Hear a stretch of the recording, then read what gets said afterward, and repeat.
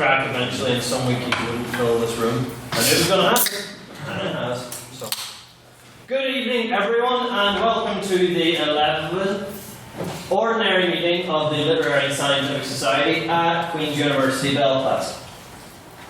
So, moving firstly into any announcements. In stunning news, we have got not one, but two teams who have progressed through the first round of the Irish Times.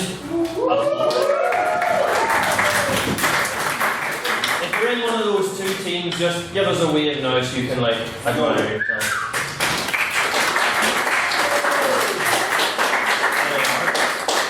So, great success on that front. As well as which we had a team go down to Cork last weekend, which was also loads of fun. So, everything's away on the up and up. Earlier today, registration for the InterVarsity in Trinity opened, so we'll hopefully have some teams who can go ahead on down to that as well.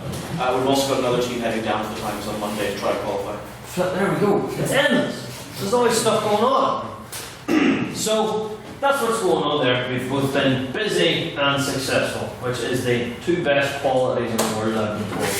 So, as I'm hoping you are all aware, the sign-ups for our annual Christmas dinner have opened. This will be on the 11th of December at Cosmo in Victoria Square, which is a lovely place to eat if you haven't been there before. So, sign-ups for that are £18. There was a form online, if you'd rather just do it in person. You can sign up down there at the end of the debate and give us your money, please. We have some change there, so never worry about that if such need be the case. The train was late. Trains are late around here. That happens quite frequently. If you're just coming in, we got seats all around the place, and as I said, despite my earlier blusters, you seem to have all filled almost every chair again. So, do you not have the breeze to do? No, I do. In other news, on Friday the 14th of December, we shall, I'll remind you again, be having our internal meeting. That'll be where we gather into a room for a few hours and we debate what debates we're going to debate next semester. So, if you want to decide what it is we're going to be discussing in this chamber every Thursday next semester, be sure to come along. And we've got, again, another spreadsheet up online where you can all suggest your motions that you want to be on there for that. So if you have anything that you're particularly passionate about, or you want to put in something that's a wee joke that no one's going to read, by the way, you can put down like that. I also read them. I read them and I delete them. So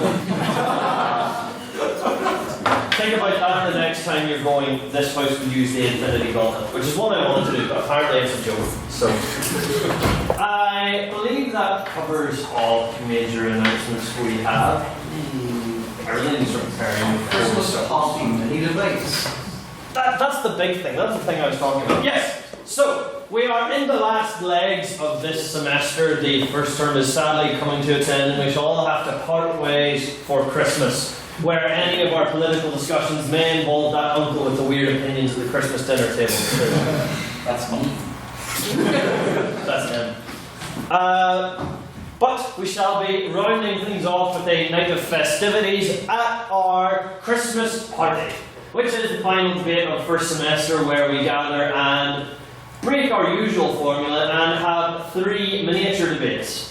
So I'll tell you the names of these all now, and I'm sure Matthew Bradley will probably correct me if I get any of the titles wrong. We have got This House Would Disband the Literary and Scientific Society as one. Yes. We have This House Would Tell Children the Truth About Santa. And we have This House Needs Jesus.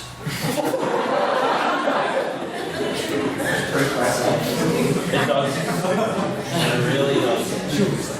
And as well as that, I'm sure we'll have a few wee snacks about as well, since it's the Christmas time, and perhaps a special guest waiting in the wings.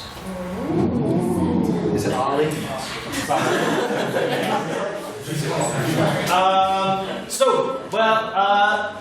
As I said, it's not the usual format. Instead of our 4, 6 or 8 people across the table, each of those 3 miniature debates is going to have 2 speakers each. Only one proposing and only one opposing.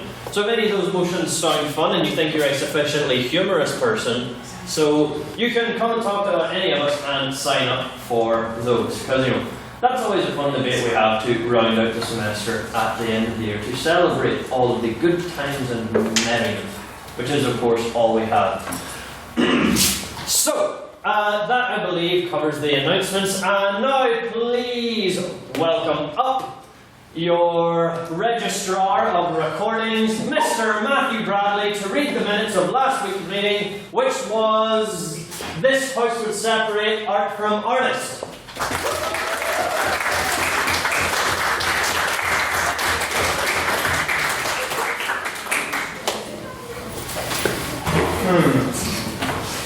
Well, it appears. Pardon? Your robe's on inside out. Well, maybe if someone hadn't told me to take it off to show everyone my lovely jacket, then... Is it on inside out? Top 10 wardrobe malfunctions of 2018. He's a fancy man, but he'll fine. I don't know how this works! I've had 2 hours sleep because I was doing essays. I don't know. I'll go robeless. I don't do that. Look at the state of me. Come on. Right. Okay. Now that that's happened, do you want to hear some minutes? Yes. I said, do you want to hear some minutes? Yes. Who said no? Okay, so people have said no. Okay. Are we actually skipping the break?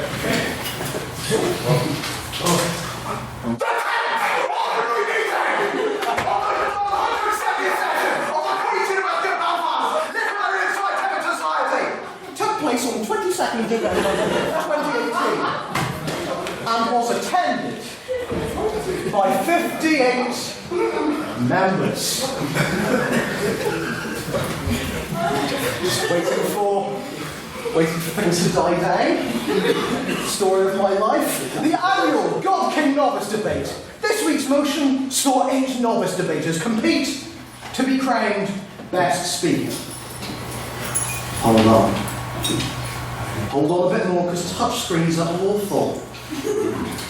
I don't expect them to go like this week. I'm sorry. There were some announcements, some minutes, and then private members' business. Mr. Colin McGardle asked the House's opinion on the young man who illegally ventured to an island to convert the population to Christianity and was killed and burned by the natives. Keep it light, Connor. Mr. Paul MacDonaghan, while conceding that murder is a bit of a step too far, noted the colonial implications, stating that Christianity has tended to impose itself around the globe. Then, a man with an impossible to pronounce name noted that it was illegal to travel to the island due to the natives' lack of contact with common diseases, posing a risk to their immune systems. I was going to do a wee joke there, but it turns out that the audio system is being troublesome. Well, this man also held up a sign displaying the correct pronunciation of his name, but it was far too difficult for me to minute. So for now, this man shall remain anonymous. Sometimes you want to go where everybody... There you go.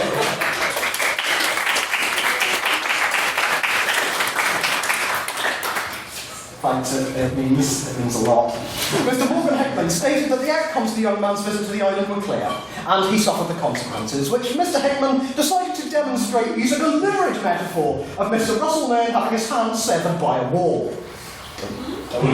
Genuinely don't know what that was about. Then it was time for President's questions, as evidently nothing had gone on in the world that week. Mr. Russell Nairn asked the President his opinions on this year's Christmas market.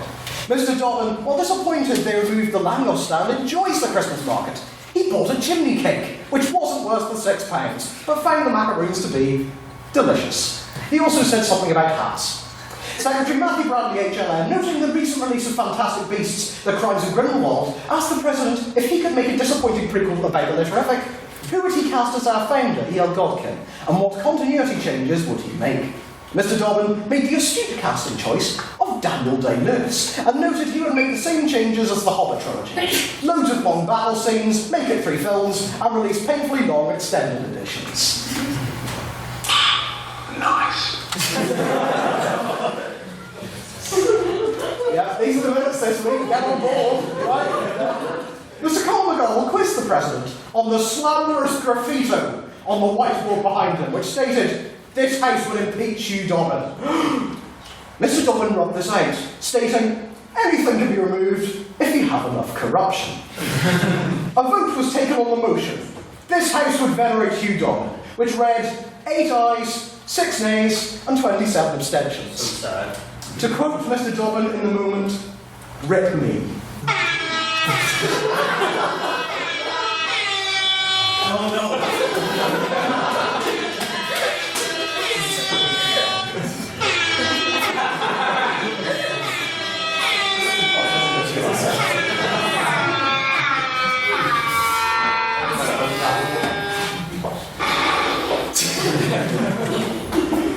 In other President's questions, Miss Mary Kate Dobbin asked about Hugh's Captain America socks. Russell got Hugh to do the pose he'd give on the back of his debut novel, which was something along the lines of this. And Mr. James McAllister asked if we would be able to find Hugh's rendition of Dancing Queen on our newly created Spotify account.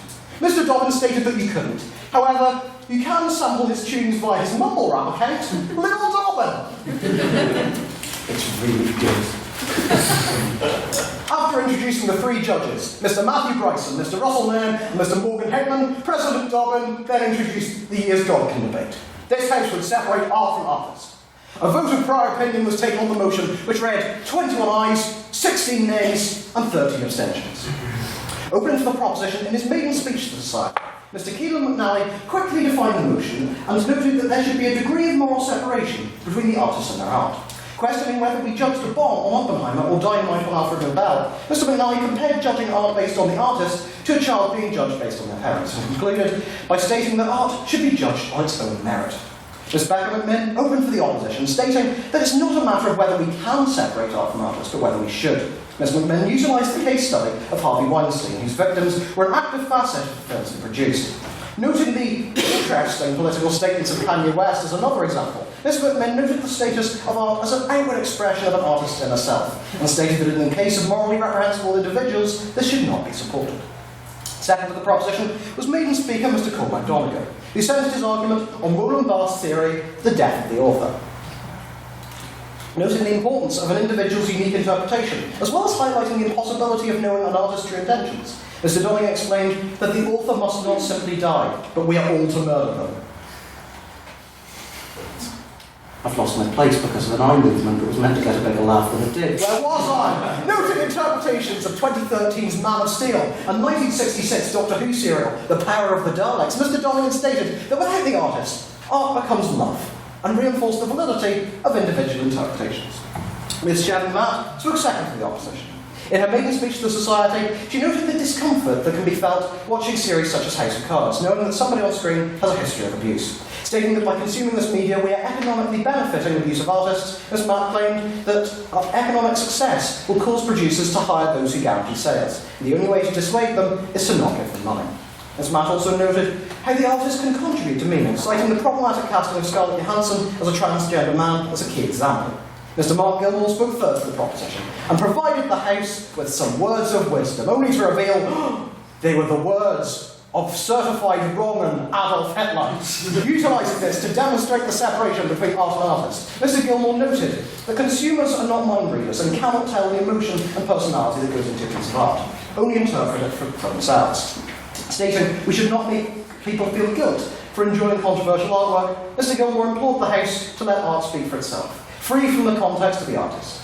In another maiden speech to the Society, Ms. Neve Stewart spoke third for the opposition, noting that an audience cannot watch a film by Quentin Tarantino without being subjected to his foot fetish. Ms. Stewart highlighted the pain caused to victims of abuse seeing their abusers being rewarded on screen, and further noticed that some artists, such as Chuck Close, feature their victims in their artwork, and to support this is to support the abuse.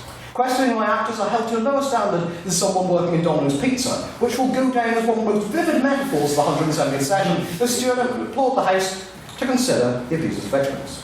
Closing for the proposition was Mr. Ben McCarran, who, in his maiden speech to the Society, questioned whether art should be held hostage because of the actions of its creator.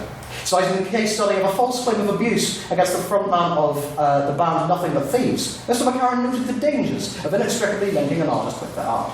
Highlighting how society admires creators rather than their art, Mr. McCarran asked the House to respect art for art's sake and vote for the proposition.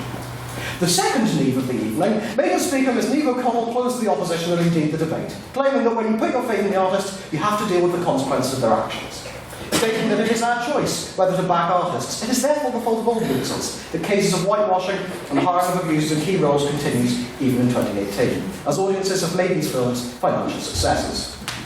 Questions were heard from Mr Chris Hubble, Mr Robert Clark, Mr James McAllister, Mr James Orchin, Mr Taylor Darien and others. A binding vote on speakerability was taken on the motion, which read 50 ayes, 19 nays and 8 abstentions, resulting in a victory for the opposition. However, the Godkin debate is different from most debates, as there is only one winner, crowned the best novice speaker for that session. So, who will go down in history alongside the likes of Mr Johnny Finley HLM, Mr Conor Hogan, Mr Mo Musa, Mr Matthew Bradley, Mr Morgan and Mr Morgan Hickman?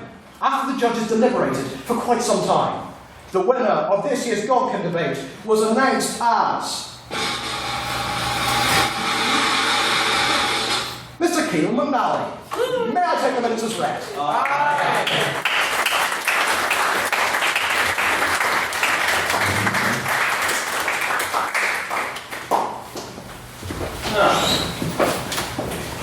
Alrighty then, it is time for the private members' business, where we discuss what's going on in the world. I'm sure that something has happened regarding Brexit or Trump. They're always up to something. So, I'll go firstly and maybe lastly to Mr Hickman.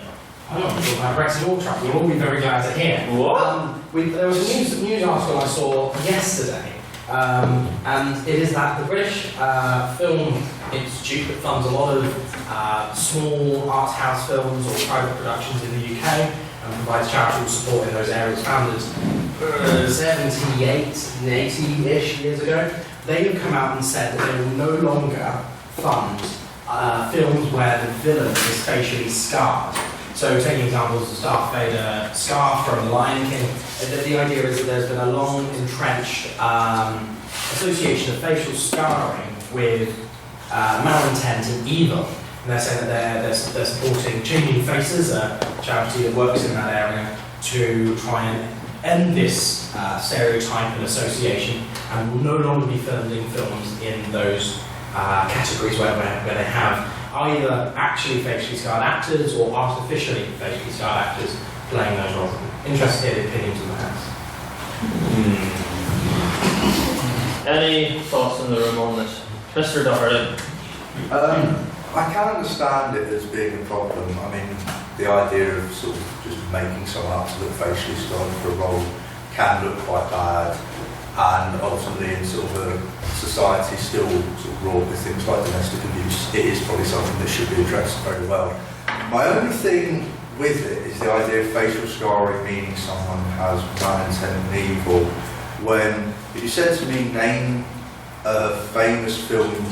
someone famous in film with a facial scar in terms of an artificial one, my first thought would be Harry Potter. Now, Harry Potter isn't the villain of the films, if I'm not wrong, so I find it a little bit difficult to kind of understand and then just sort of make that as a blanket statement. But I imagine to a lot of people, scar on the face in a film, name someone, a lot of people would first say one of the most famous screen heroes and book heroes of all time. For anyone who's ever seen the Jonah Hex movie, the true villain is its existence. Mr. Wise. I have a very short statement on that. I think the British Film Institute has too much time on its hands. Mr. Hubble. I think another group who are disproportionately represented as evil guys in film is us poor English fellas. Universally, English fellas with scar faces are really at the bottom of the pile when it comes to being nice. But I do think... Are you allowing this? This is persecution. I would say, I don't think anyone, has ever looked at someone with a facial scar and gone, they're evil? Because I don't know. But like, I do see why they would. But I don't think people look at people and go, oh, he's dodgy. He's got a scratch. Did anyone see Black 47? You can understand why the English are evil. But it's about famine. Mr. Nairn. Persecution, Mr. Hull. I'll tell you about persecution. Please do. I have never once upon me encountered a nice Englishman with a facial scar. Never once have they come up to me and gently caressed me behind the ears and told me everything is going to be alright and given me a sip of his port, which I assume is what Englishmen do. No, indeed, I think there are not enough evil Englishmen with scars in films. And were I in charge of this institute, make it mandatory that anyone with evil intent must declare that intent through both scarring the face and speaking with a pompous English accent. Or am I? And Mr. McArdle. Just ask Russell, what exactly Glasgow is he from? South. Alright, Mr. Glasgow. So just to sort of gather some of the threads that we've heard sort of throughout our comments and sort of primarily respond to Mr. Hubble, factually the English are evil.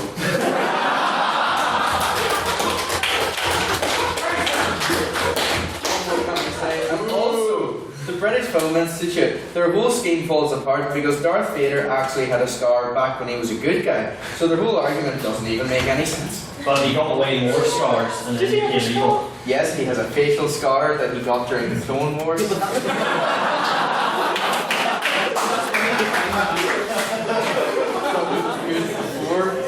Are you arguing with him?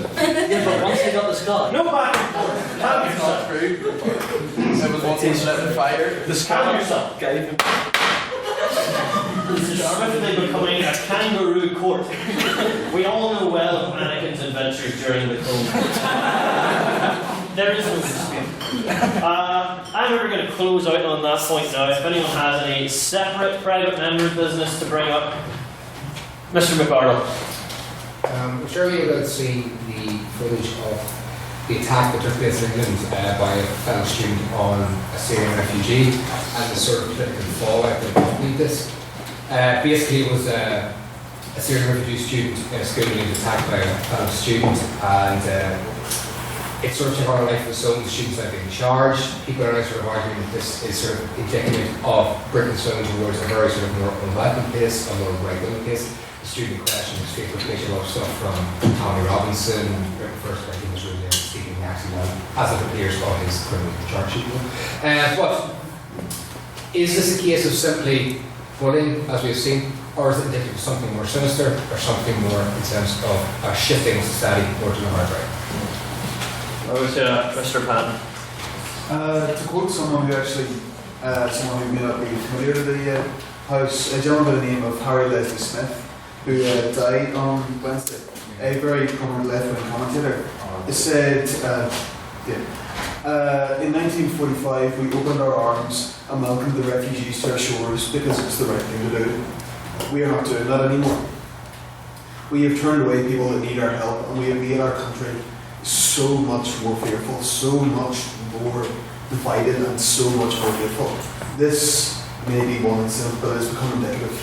And the actions of Mr. Yansley Lennon, does anyone actually know what his moniker is?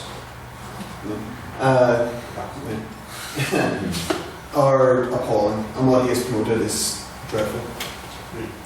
Anyone else?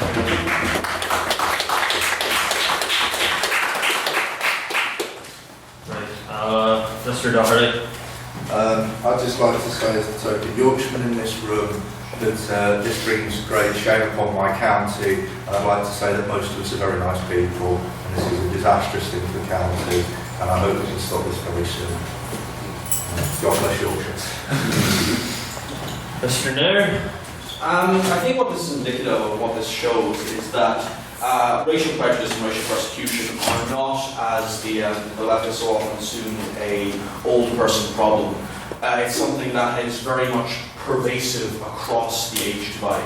And I think anyone who has ended up in the circumstance where they're just thinking, only old people are racist, only old people end up in these situations, is completely missing the point and allowing it to spread so easily and allowing this sort of degeneration into cross-society right-wing racism that is occurring currently. So I think there needs to be very much a unilateral look in the mirror across society and realise that yes, this is something that literally everybody can fall prey to and something we must address across the board.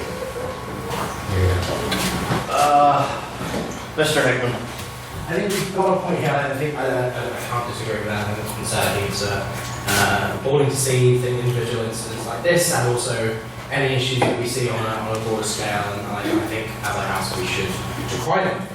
I think it relates back to a debate we had last year, and I won't go into details, but I will merely mention it. I think it is part of the issue that we see in England today, that when we have these the right-wing rallies by Britain First, by the EDL, by Tom Robinson, as just one key example,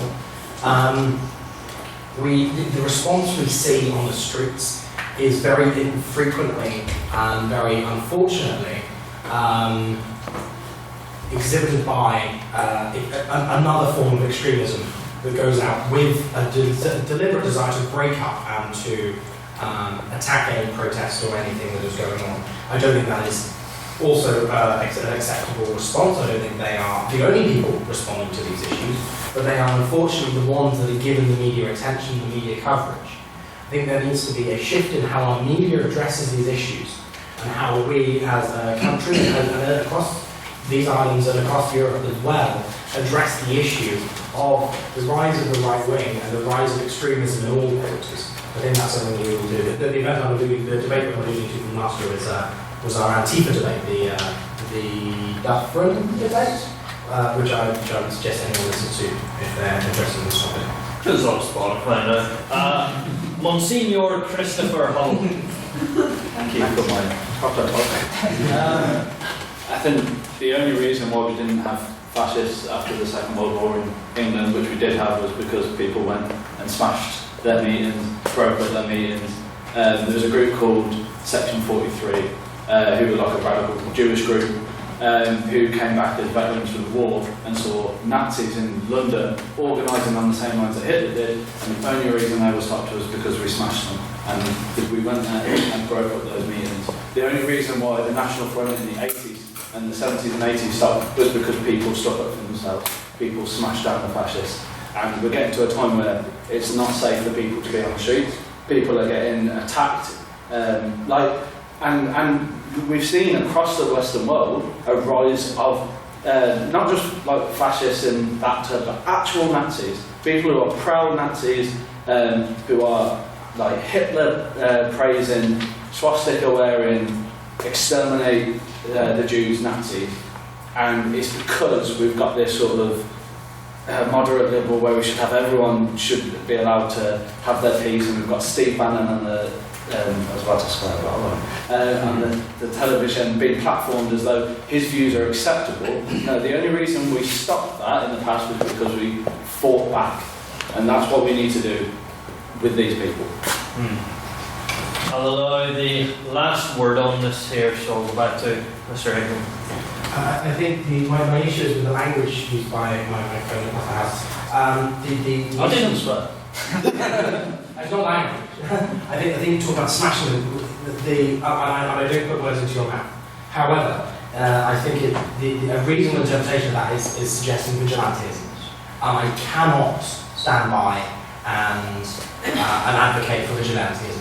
It's not something that works. It is demonstrated to cause mass harm. When people take to the streets to oppose someone who is acting violently and does do so unilaterally without any authority and on their own accord, then we see a descent into violence and we see a descent into an arms race where individuals get harmed and the individual civilians get harmed in the development of that. And there is nowhere in the UK that does not know this any more than where we are stood today. Here, Mr. Hickman.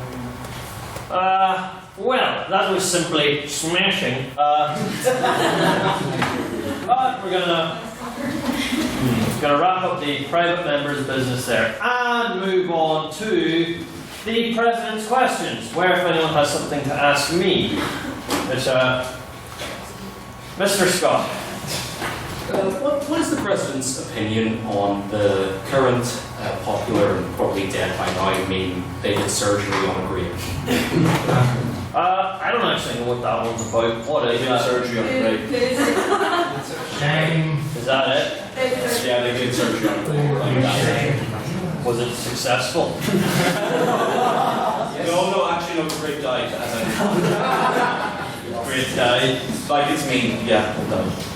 The meme or the grape? Yes. Well, I think this is like another Great went to hell. This is another prime example of the internet trying to make comedy out of genuine tragedy. And I know, I work in a shop we have a very healthy fruit and vegetable section. They're a great guy every single day. I can't so I've never heard of this meme before and can express zero opinion on that or most of what becomes popular on the internet these days. I stick to my own memes. Make them myself. That's a homebrew. That's my hot sheen. Any other questions in the room? Too many. Mr. Black. Thank you, Mr. President. My predecessor. Thank you. There was an article on BBC News that caught my eye, and I'd very much like your opinion on it. I don't know if anybody saw it. I would urge you, don't be alarmed, don't worry, it all ends fine. But there was this article that said, woman's ovarian cyst, weight of 7 newborn babies. A woman lost a third of her body weight after surgery to remove a 26 kilogram ovarian cyst, the weight of 7 newborn babies.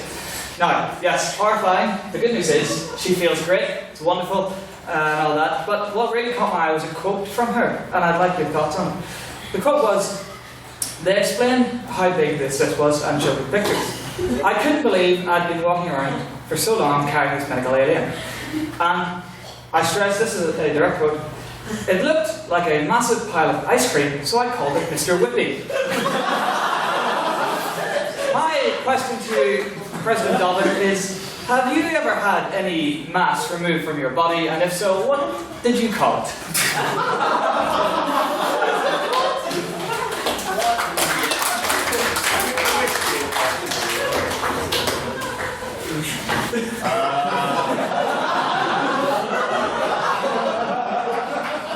There's a lot to unpack. Again, normally these questions don't involve either masses of body being moved or ovarian cysts.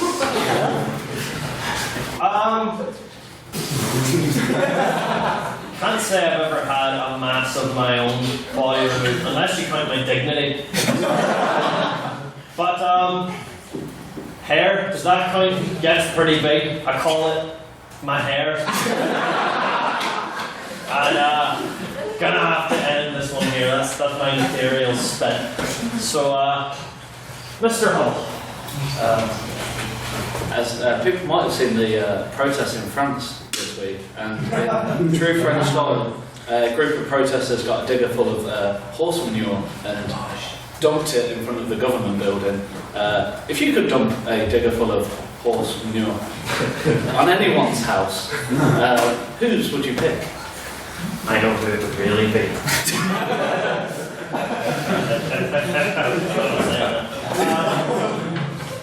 I can take it. He could take it. I mind it was you, Connor. You told me about the horse manure. You were like, it was you, wasn't it? I like the curl, so I was like, that's He loves Mr. Macaroon. If I could dump the horse manure in front of everybody, have to be my A-level drama teacher. She never believed in me. And I was ahead of my time. And I gave up performing forever. And then I lost all of my vocal expression. And I've only had one tone of voice since. Have we any more questions in the room? Mr. It's all Mr. Some fine saying that. Mr. McArdle. President, I often see you sitting in second floor of the library in the journal collections, just in the balcony there. What would be your favourite area of the McLean, and what would be your most disliked area of the McLean? It's anyone who's been in it is in agreement that what I refer to as the bit, which is where you see me on the second floor balcony, that's definitely the best spot. Because there's a lot of space around you where you have both space for your books and stuff, and also you're not stifled in under like low roofs and stuff, so you don't have that normal feeling of so that's where I have to say my favourite spot is. And my least favourite spot is anywhere where you're on a desktop, which is like in amongst a lot of other desktops. I simply can't work on those things. That's just not an environment I can do it in. So there's my most and least favourite spot of my least favourite place to go. Because it means I have to actually acknowledge my academic responsibilities. Anyone else? Miss Dobbin. So, sort of previous weeks we've all asked you about your tastes in video games. And a recent remaster of a beloved childhood, the Spyro trilogy. What's your thoughts? The Spyro trilogy. It's a very good time. It's Alex was there with me last night. I was on my way to defeating Dynasty Gnort. Completed the first game there, so highly recommend. It's a good trip we down memory lane. I remember playing the OG Spyro games back about like 20 years ago when I was just a wee lad. Couldn't beat them back then because I was terrible at video games, unlike now where I'm the best. So, if you need to get a weekly update of how I'm going with my gaming addiction, that's where I'm at currently. And it's still eating into the time I spend in my degree, just like every other week. So, Mr. Wise. I was just going to say that I think you're a lot older than I previously thought if you were playing video games 20 years ago. Oh, ha ha ha. I clearly meant that they came out 20 years ago and that. Yeah, hold my bluff, I said the wrong number. Change it up, hand me over to the grammar police as they call them. So. I don't think that's what they call them. What do they call them? It wasn't even grammar at all. It was hand me over to the chronology police, which, if you've ever heard him talk about Star Trek, is him. So, me. Next question, Mr. Nairn. Open. Well, it's too late now. Mr. President. Yes. It is nearly that time of the year when the smashing season shall be upon you. And as such... We assume. And as such, I imagine ultra-violence shall be on your mind. Therefore, I shall tease out some ultra-violence from you with the following question. If all of the great Irish writers were to be put in one rather large room with pool cues and thumbtacks, who would win the battle royale that would ensue and why? Heaney, definitely. He has his working class roots. He was all about like digging, that was his thing. Good upper body strength there, so I dig. That was the point of the poem. The point of the poem was that he didn't dig. That was his background. And you know what? I'm sure that he had such things under his belt and in his instinct. But you're like writer boy from Dublin or wherever else it is they're all from. I don't know, I'm not an Irishman boy, but I'm sure they all would. So take a couple more questions because I think the segment was a bit too long. But Mr. Glasgow. Well, I was going to ask you before Russell spoke, would you punch a grammar Nazi? And it would have been really funny because it was all related to the whole previous line of questioning. But obviously it was interrupted, so it's not as good. But would you? Depends on what the grammar is. There's some things piss me off and other things that just don't. It's I wish I could give an example, but you know what I'm talking about. No. Provide an example. No, I wouldn't punch a grammar Nazi because you know what? Grammar's not important. And I'll bring it back to the previous question. You look at the likes of Seamus Heaney's poetry. If he didn't write that in his dialectic manner, using his local idioms, phrases and manner of speaking, the poems would be crap. So think about that next time you want to police someone's manner of speaking, because that's their identity they're insulting. And we all know how people get about that around here. So, I'll go for one final question. Mr. Doherty. Since it also seems a bit tricky to ask you about films, I want to know if you saw the trailer for the Lion King remake, and if you did, which I imagine you would, because everyone else on the planet saw it, what did you think of it? Lion King remake shouldn't exist. It's not a live action remake, it's just CG. And you're taking away everything that made the original one good because it was an animated movie. It's pointless, and I don't think it should exist. At least in the likes of the Jungle Book or whatever those ones, there was at least one human character in it. You could at least try and derive some point from making it in a manner which is, in a visual sense, far inferior to what it previously was incarnated in. So that's my views on that. And with that, we're wrapping up the President's questions. I hope I was sufficiently on fleek for you all. So, we shall now move on to the vote on prior opinions. So, the motion is this House would ban autonomous weapons. So, if in your own views you would like to vote in favour of the proposition, in favour of banning them, please raise your hand and say aye. Aye.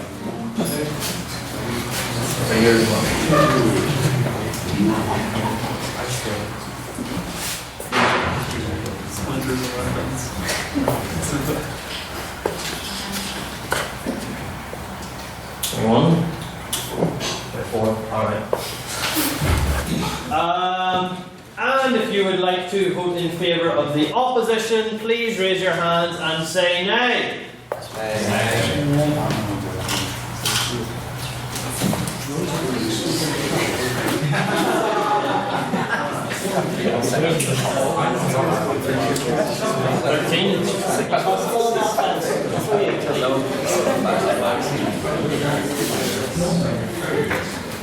And if you're going to vote abstaining, this is to express no strong opinion one way or the other. Please raise your hand and say nay.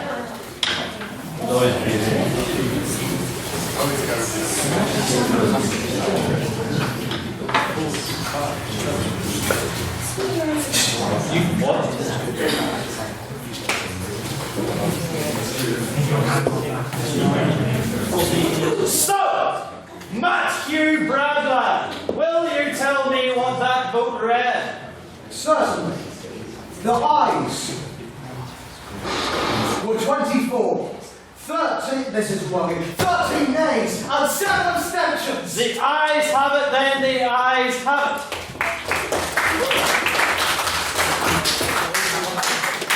But the evening has only begun, and there are many arguments to be heard.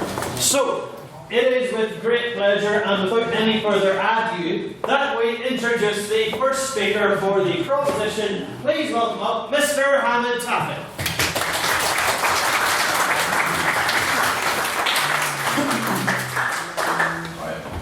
Ladies and gentlemen, honorary members of the society, greetings.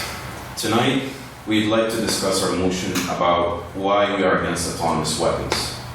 So, autonomous weapons basically are defined as lethal robotic weapons designed with the capability to search and engage a target or a number of targets on the basis of descriptions and program constraints. We of the proposition oppose such technology because we believe it's going to damage humanity even more and the species that coexist with us. Not only that, but we believe that autonomous weapons will destroy our planet, and it has to be stopped before it's too late. As the first speaker, I'll focus on 3 points. The first point is the planet and the ecosystem. The second point is related to human beings and humanity. And the third is about economy. So, on my first point, if we imagine that we developed a robot that can carry multiple atomic weapons, and if we look back at history in 1945, when the US was fighting Japan, the first atomic bomb that was dropped on Hiroshima, it increased the ground temperature to 5,000 degrees Celsius.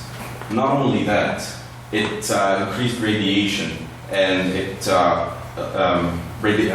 started to rain radiation, which actually killed a lot of people, poisoned rivers, depleted forests and trees. Imagine if this weapon dropped multiple atomic bombs on one country. What would the results be? Well, according to scientists, the ozone will be affected badly. 40% of the ozone will be depleted from the planet, and 70% specifically if it was dropped on the areas close to the North or the South Pole. Not only that, autonomous weapons, their main focus is to get the targets or the number of targets that are required to be killed by the government.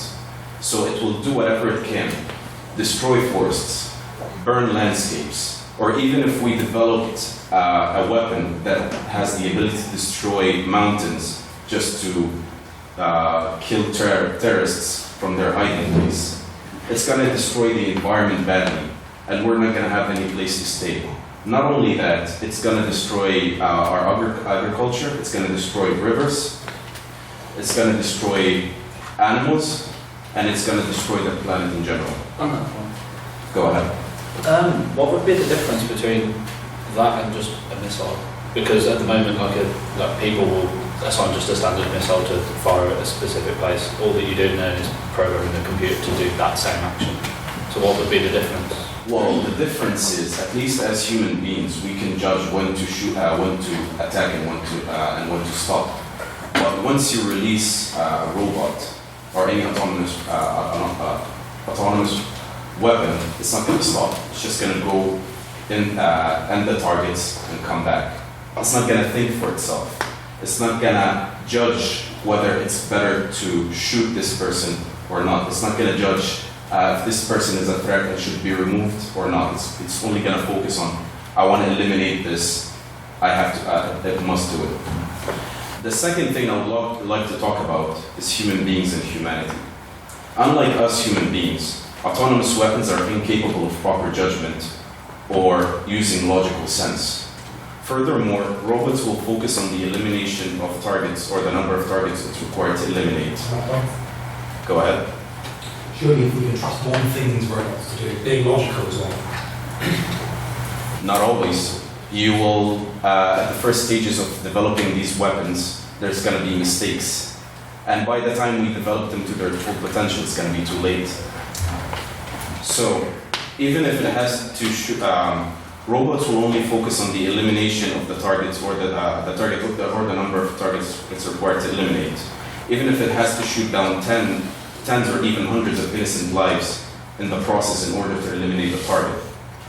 Autonomous weapons will be created to show no mercy, and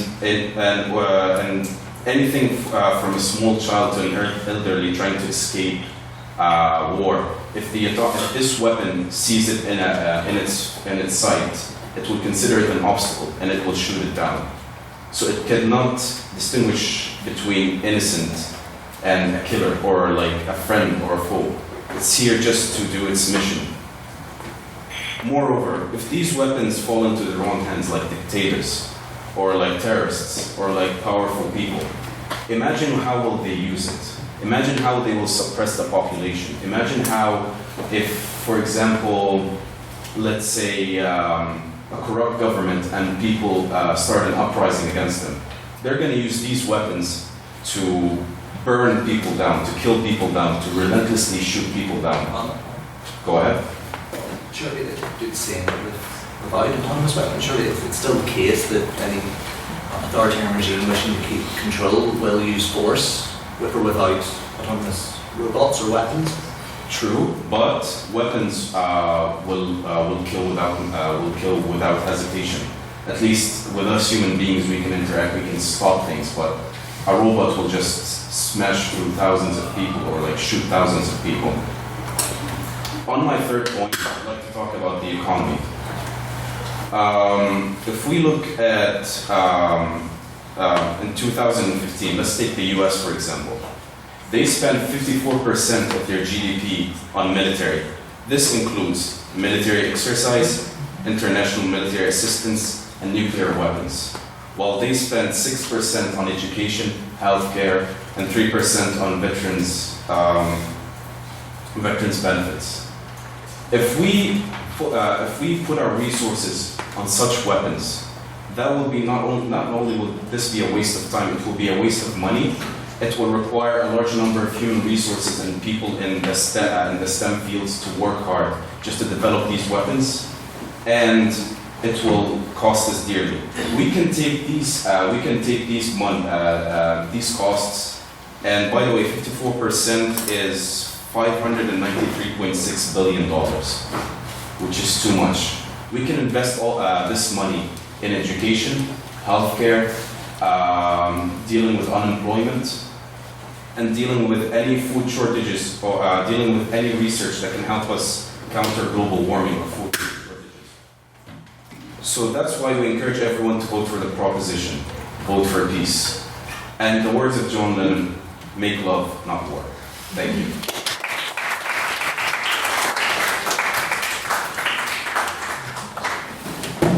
And now to open the case for the opposition, please welcome Mr. Rowan White.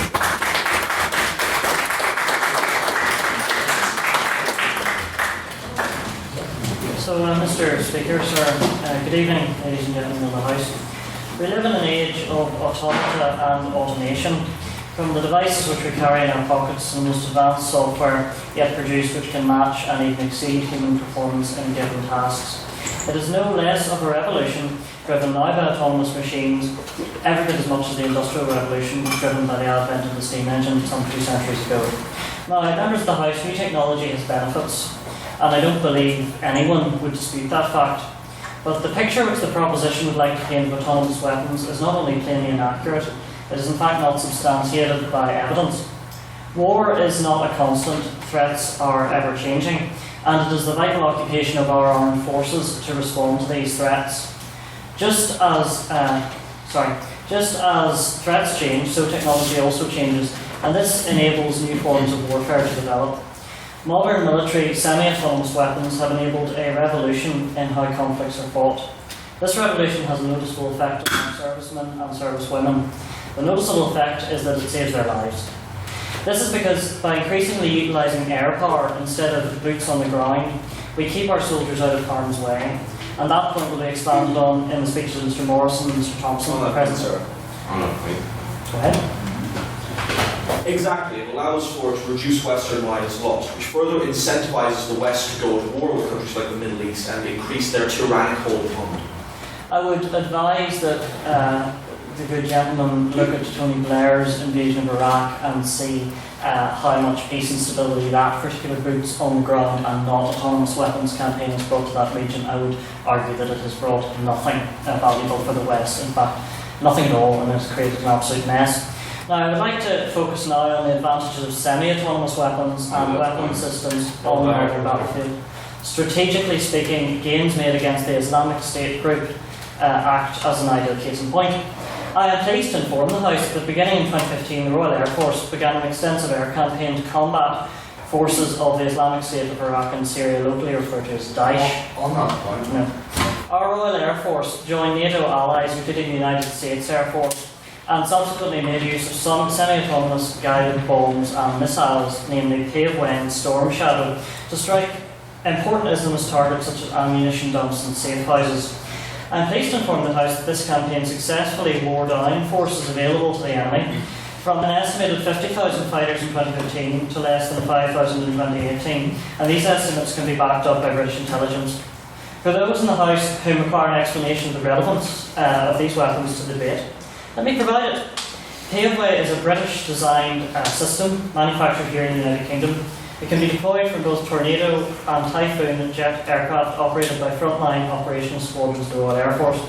It utilises laser guidance software to home in on specific targets, and it contains an explosive charge that, while sufficiently powerful to destroy enemy infrastructure, it is vectored directly forward in the direction of travel of the ordnance, and that ensures minimal collateral damage. This means a great reduction in the likelihood of civilian casualties. Storm Shadow is a cruise missile, which is more of a fully autonomous weapon system, as upon release it can in fact change targets and assess enemy positions. Our aircraft can fire Storm Shadow from anywhere up to 200 nautical miles away from the target, and it will strike with inches of precision. Might I take this opportunity to say that the Royal Air Force has made the most effective use of these weapons to defeat Daesh in Iraq and Syria. Might I also inform the House that this extremely effective action was carried out without a single of our aircraft being lost. Every one of the aircraft that left Royal Air Force Akrotiri in Cyprus returned.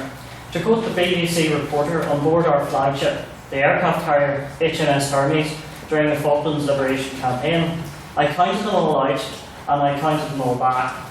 Would this same strategic victory have been attainable without semi-autonomous weapons? No, it would not. On that point, go ahead. This motion is about totally autonomous weapons. There still has to be a degree of human decision in this being made. So really, there's a human decision here, not a robot's decision. So I'm just struggling to see how your example applies to this debate. No, Mr. McSparren is sorely mistaken. Banning autonomous weapons. Be in no doubt, banning autonomous weapons means banning all forms of autonomous weaponry, including semi-autonomous weapons like THW and Storm Shadow. So, to move on, the proposition, in fact, would have denied the Ministry of Defence and therefore the three branches of the United Kingdom Armed Forces a vital resource for increasing our ability as a nation to respond to terrorist threats which have been responsible for numerous murders both at home and in the Middle East. Make no mistake about the severity of this. Islamic State terrorists adhere to a sick, murderous ideology and they must be combated. The means to do so have been shown to be effective in the use of air power and semi-autonomous weapons across all NATO air alliances. The task is not yet complete, no thank you. Whilst Daesh is now severely weakened, it is not yet vanquished. Unless it and all other groups are defeated, we cannot relent. We must ensure by using the tried and tested formula of aircraft with semi-autonomous weaponry that they are completely defeated and pose no further threat to our national security. I do hope, that the House can agree on this measure as being one of paramount importance. However, it is not just the Royal Air Force that have been effectively utilising semi-autonomous weaponry to defeat this country's enemies. Her Majesty's Army is greatly benefited from robotic helpers in defusing mines by terrorists. Undoubtedly, countless British soldiers' lives have been saved since autonomous weaponry was supplied to the Royal Engineers, whose job is to frequently dispose of mines and bombs. As a threat, as for the Royal Navy, smart turrets and aiming systems have aided shooting, and we refer to our most recent Type 45 destroyers, which carry cutting-edge modern software for the turrets and 4.5-inch armament, but also in the air defence sphere. Modern autonomous radar aboard HMS Duncan recently performed splendidly during a NATO exercise off Gibraltar in the Mediterranean. Our ship's radar is capable of autonomously tracking and targeting numerous incoming hostile aircraft simultaneously and using the ship's surface-to-air missiles to shoot them down. This ceases the threat posed to our sailors. We in the opposition know that it is the right policy to provide our servicemen and women with the best possible equipment that is available. This will save lives and also maintain our armed forces as a world leader. I would move to remind the House what the consequences are for neglecting the benefits of semi-autonomous and autonomous weapons. They are large-scale, boots-on-the-ground interventions which solve nothing and extract a heavy toll on military and civilian life, not to mention the expense involved in the foreign policy headaches resulting from the inevitable onset of mission creep. To conclude, ask anyone in the Ministry of Defence, the House of Commons, Her Majesty's Government, and generally any civil servant, member of Parliament or military official within a beagle's guile of Whitehall, and they tell you the same thing. No repeat of Blair's bloody boots on the ground wild goose chase which sold out to our armed forces and to the people of this country. The proposition's motion this evening, ladies and gentlemen, would amount to exactly that. A sellout to Her Majesty's Armed Forces and a sellout to the United Kingdom. Thank you.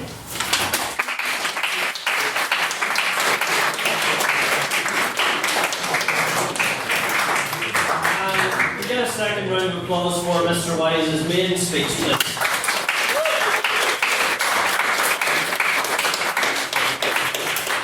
And so, please welcome up speaking second to the proposition, Miss Laura Armstrong.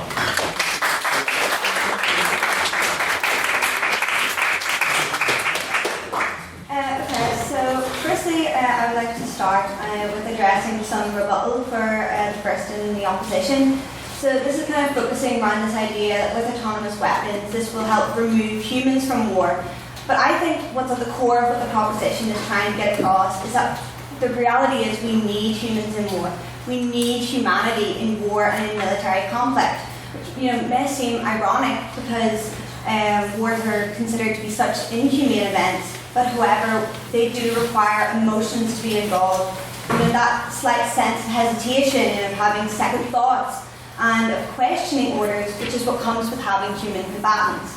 We've seen this necessity for humanity throughout history. For example, we've got the B-59 Russian submarine during the Cold War at the height of the Cuban Missile Crisis. And they believed that they were under attack and therefore were about to launch a T-5 nuclear torpedo. However, it was actually the humanity of one of its senior officers who hesitated for a second, questioned this, and decided not to launch the missile.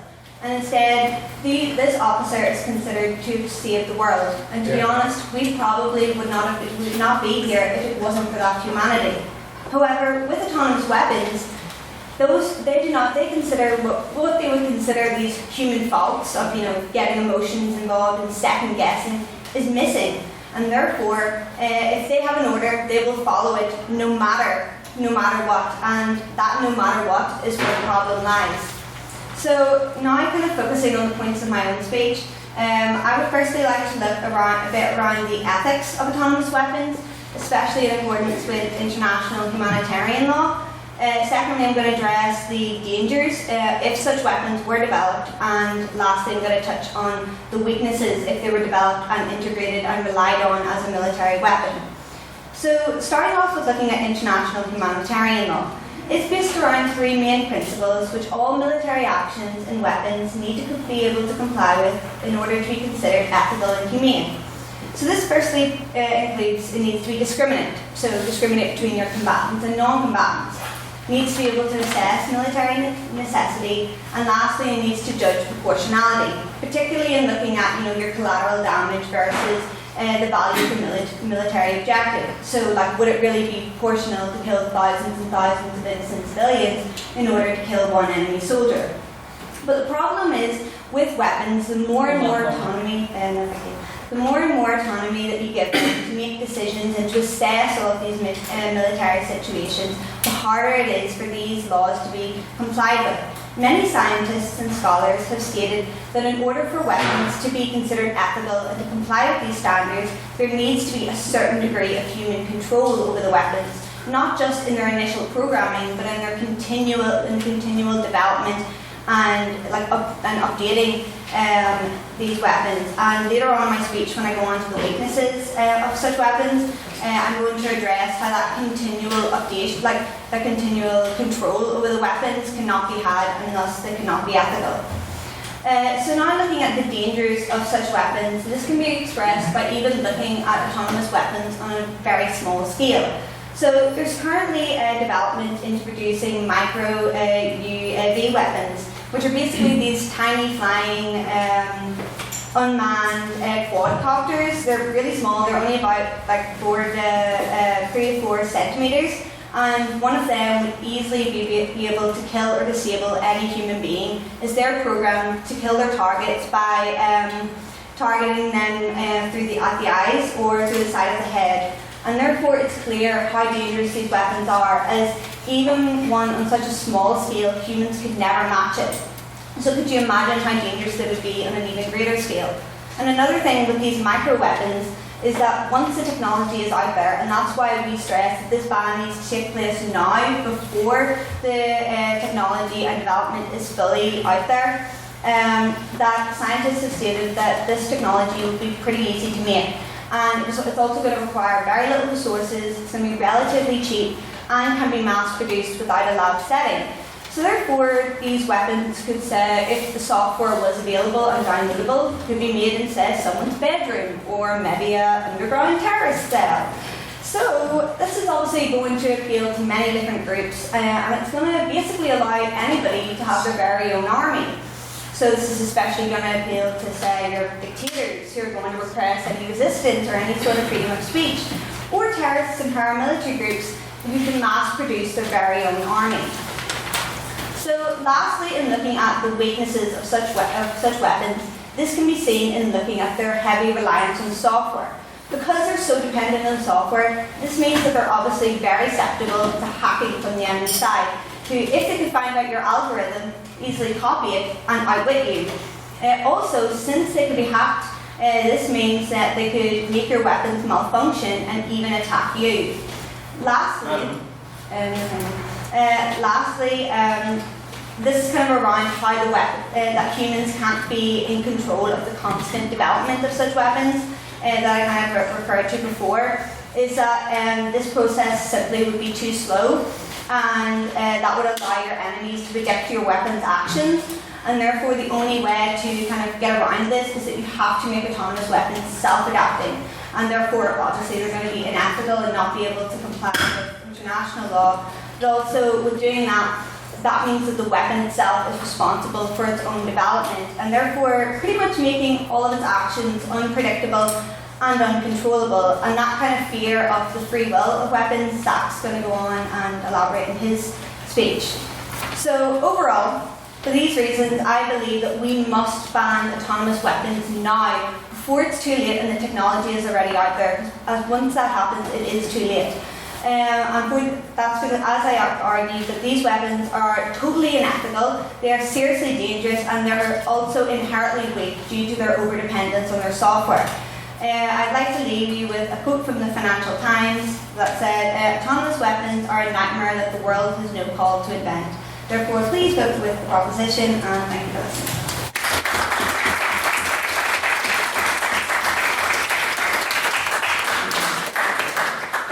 And once again, can we please get an additional round of applause for Miss Armstrong's maiden speech.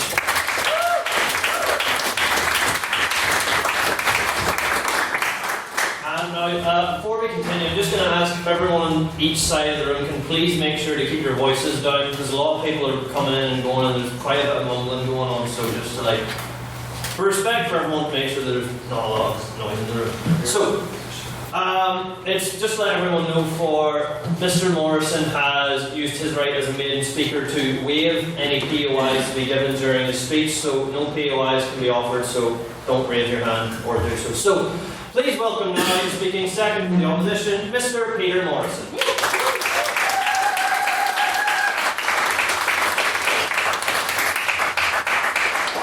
Thank you. With any advancements in technology through history, there have always been periods of growing pains and refinement. Not every single thing that we have and we take for granted today started off at the same level of quality. Take the phone, for example. Before the 1980s, all phones were tethered to the wall. They were limited to usage within homes and businesses only.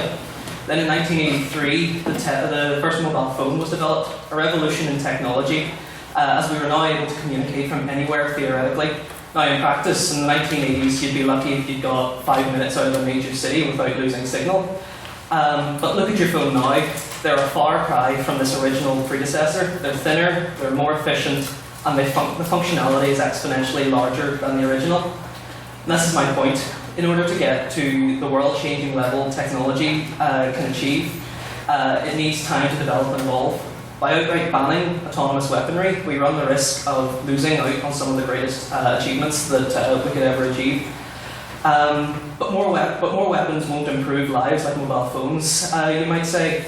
But the reality is that technology has always been driven by war. Some of the greatest advancements in technology throughout the years have always come from warfare. Digital cameras, GPS, EpiPens all started as technologies that were developed for warfare. In the 1960s, the US Department of Defense started funding researching, developing a network of computers spanning across the United States, known as the ARPANET, and this became the backbone for the internet that we know today.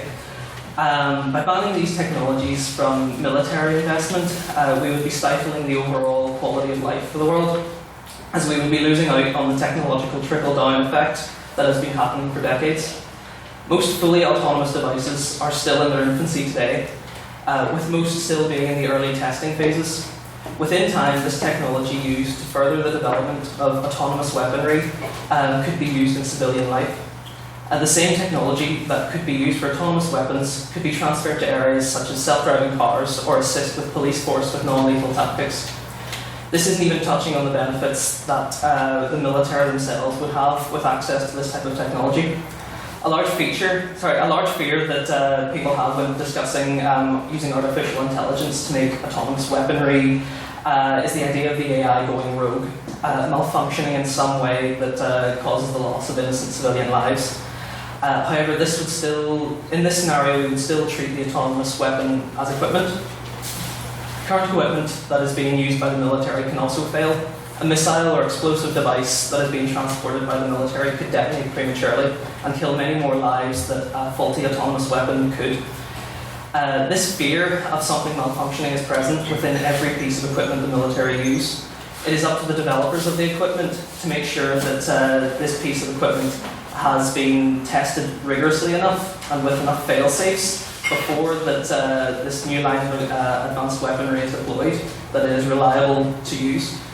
Just because a weapon is fully autonomous, it doesn't necessarily mean we lose full control over it. You wouldn't argue that a dog isn't fully autonomous, however, you can still put a leash on it, you can still restrain it. Checks could be implemented to autonomous weaponry that would require approval. Even though that they're still functionally autonomous, they will still check in with a higher chain of command. We are already seeing great potential in the ability of autonomous devices. Self-driving cars have been deployed for live testing since 2013 and have been driven many thousands of miles. So far, only 4 fatalities have occurred due to self-driving cars. We're not arguing that fully autonomous systems are a perfect solution. We're just arguing that in certain scenarios, they are better and safer than humans.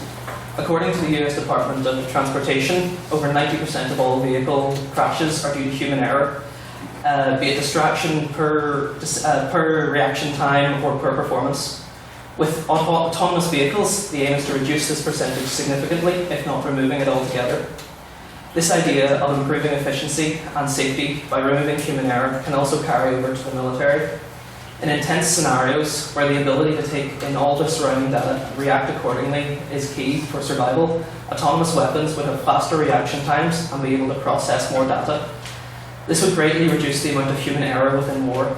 Friendly fire would be eliminated as an issue, as the weapons would be able to communicate with each other over large distances. Autonomous weapons would no longer have a fear of dying, which in these extreme scenarios can affect soldiers in various ways, and they may not correctly read a situation. Having autonomous weaponry take the place of some soldiers in certain scenarios would also reduce the likelihood of our own soldiers suffering casualties. Autonomous weaponry doesn't just have to focus on offensive technology. Autonomous defensive systems, such as the Iron Dome, are able to actively detect, track, and intercept incoming projectiles within a 70-kilometre radius, and with a success rate of 90%, preventing lives being lost due to aerial attacks. The main benefit to weapons such as these is they require no human interaction. This is important in these scenarios, as every second counts. To get such a rapid response as required, the machine must be able to respond immediately, without waiting for approval for a higher command, as by then it may be too late to intercept these missiles. Human decision making is incredibly slow when compared to that of a computer, so in certain scenarios it makes sense to give weapons the autonomy to act in order to save lives. In summary, to ban autonomous weapons would be leaving our soldiers at a disadvantage, as we wouldn't be supplying them with the best tools available for their job. Thank you.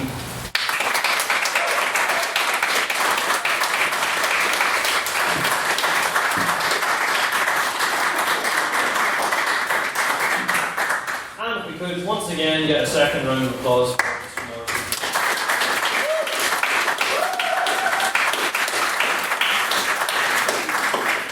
So, now moving onwards, please welcome up Mr. Zach Scott, speaking thirdly for the proposition.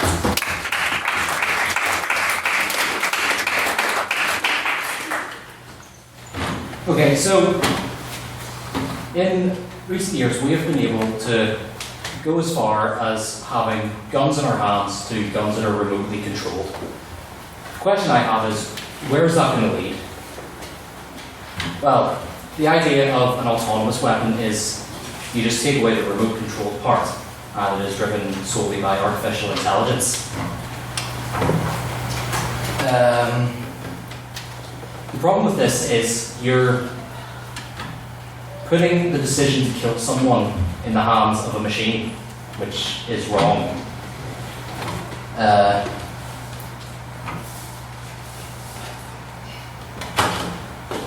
The reason it's wrong is because machines rely entirely on logic.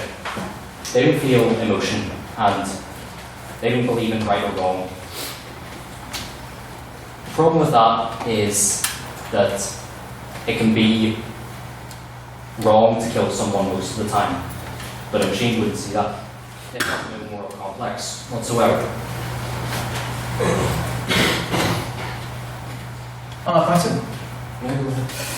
In fairness, that is quite true, but soldiers, human soldiers, kill people all the time with no regard what's right or wrong. They're just following orders. In fact, they're under quite strict orders to do so, and they're punished quite a lot if they don't.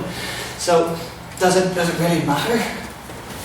Oh yes, I suppose that is true. Yeah.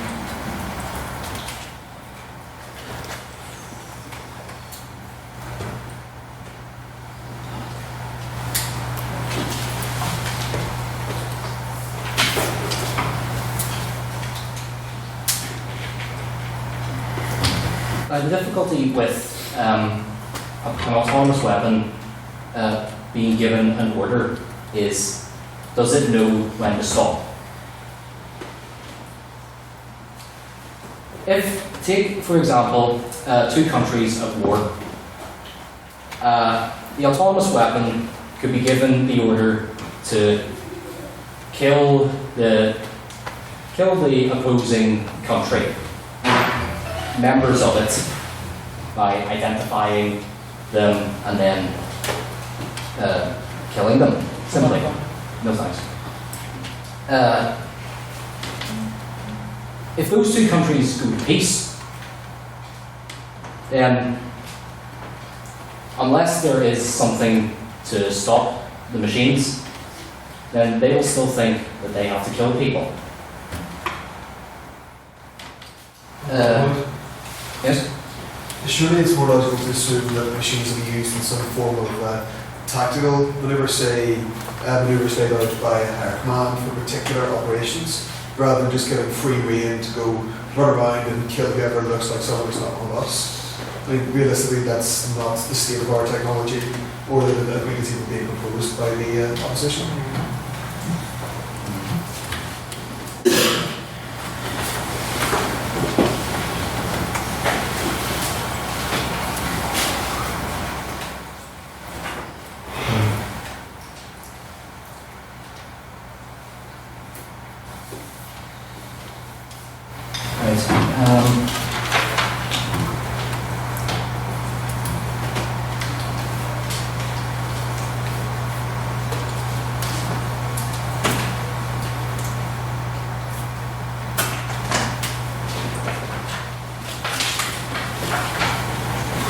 To bring back to what the first speaker for the opposition said about semi-autonomous weapons, that just wasn't what we're talking about here. Like, for example, July 2015, there was an open letter signed by several people, and that letter called for a ban on offensive autonomous weapons beyond meaningful human control. And those are the type of weapons that we are talking about banning. And that letter was signed by Stephen Hawking himself. So if you're going to try and argue against who used to be the smartest person in the world, you're out of your mind.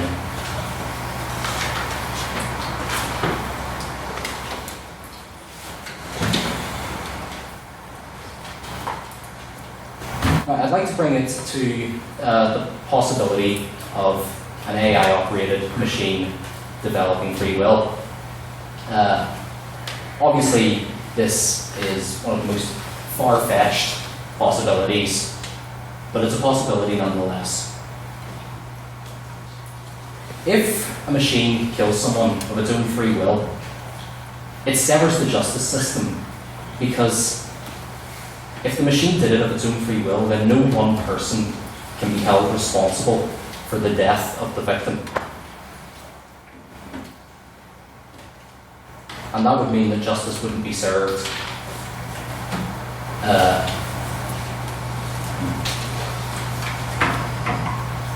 Are you okay, Zach? Yeah. Yep, sure.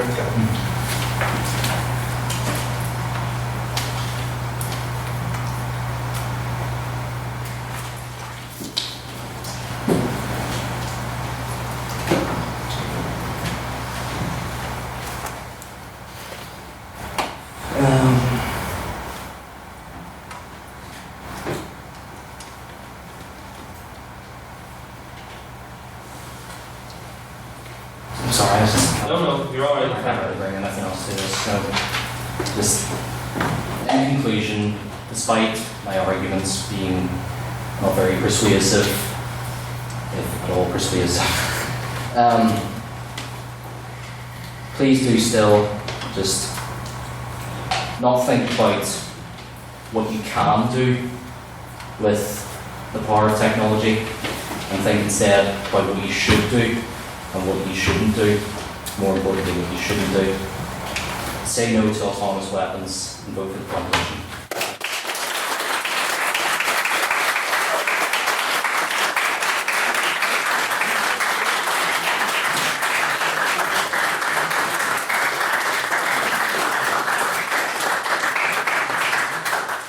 And if we could again get another round of applause for Mr. Scott's maiden speech.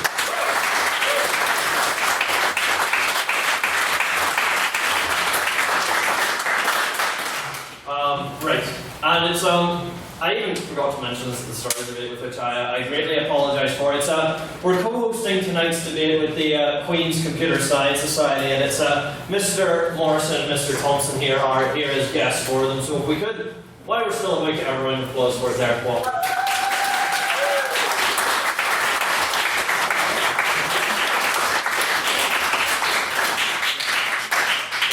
One very important thing eludes me during the announcements, and this week it was that. So, and it's as with Mr. Morrison, Mr. Thompson has chosen to waive POIs for his speech. So, again, if you could please refrain from that, and please welcome him up, speaking third for the opposition, Mr. Cameron Thompson.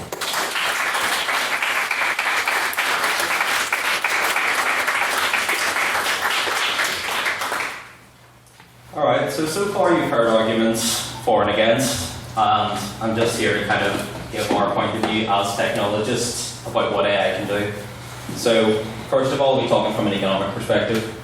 As my friend Peter there mentioned, military technology drives everyone else's technology. If we didn't have GPS, flying planes would suck. Normal, everyday things would suck. So, military technology, basically, it just does feed into civilian technology. Any advances in encryption and data security, that's all been ported over to the private sector. Our data is now safer because the government researches data protection. So with AI, we can, we're going to benefit economically as well. So the government can cut costs in areas such as, so I've got down here, but there's many examples. So if we were looking at air defense, so the Russians, they sometimes come into our airspace and make us send 2 jets up to fly them and chase them away. We can instead send 2 automated jets up. They can still get visual contact, they can still get radio contact and ask them to leave, but we don't have to have an entire support crew to get those 2 pilots up, and we don't have pilots on the ready to go up and to do that. So we're going to save money there because we don't need people at the ready, we don't need support crews, we don't need to feed the autonomous weapons. Charge them and they're happy enough. So, and again, as Peter mentioned, he mentioned the uses in policing and other areas. So we're going to learn lessons from this research. From investing in autonomous weapons, we're going to learn lessons. Those lessons could be in threat analysis, intelligence gathering, things the police might be interested in. So, from that perspective, the US is actually using, 60 police departments in the US are using an AI model which is used to predict crimes at different times a year, different areas. It doesn't go into who commits those crimes, it tells you where they're possibly going to be. So you can prioritise, you don't need to have a cop on every street, because if you know that street 3 is going to have the problems, Can't pop there. On that point, no, sorry. So we'll ultimately be able to, we don't need a team of detectives who are pulled off the street analysing crime statistics. A machine can do that better, that's what computers are for, they do that. So instead of having that, we can put those detectives on murder cases, things that machines can't do as well. We can leave the predictions and the resource, expected resource allocations, we can leave that up to machines. So reducing government, spending, that's a no-brainer, why would you not? That gives us money to put into things. NHS, education, as the first speaker alluded to, is critically underfunded. So if we can take away the spending that goes on the military and reduce it and still get the same effect or even better, why would we not?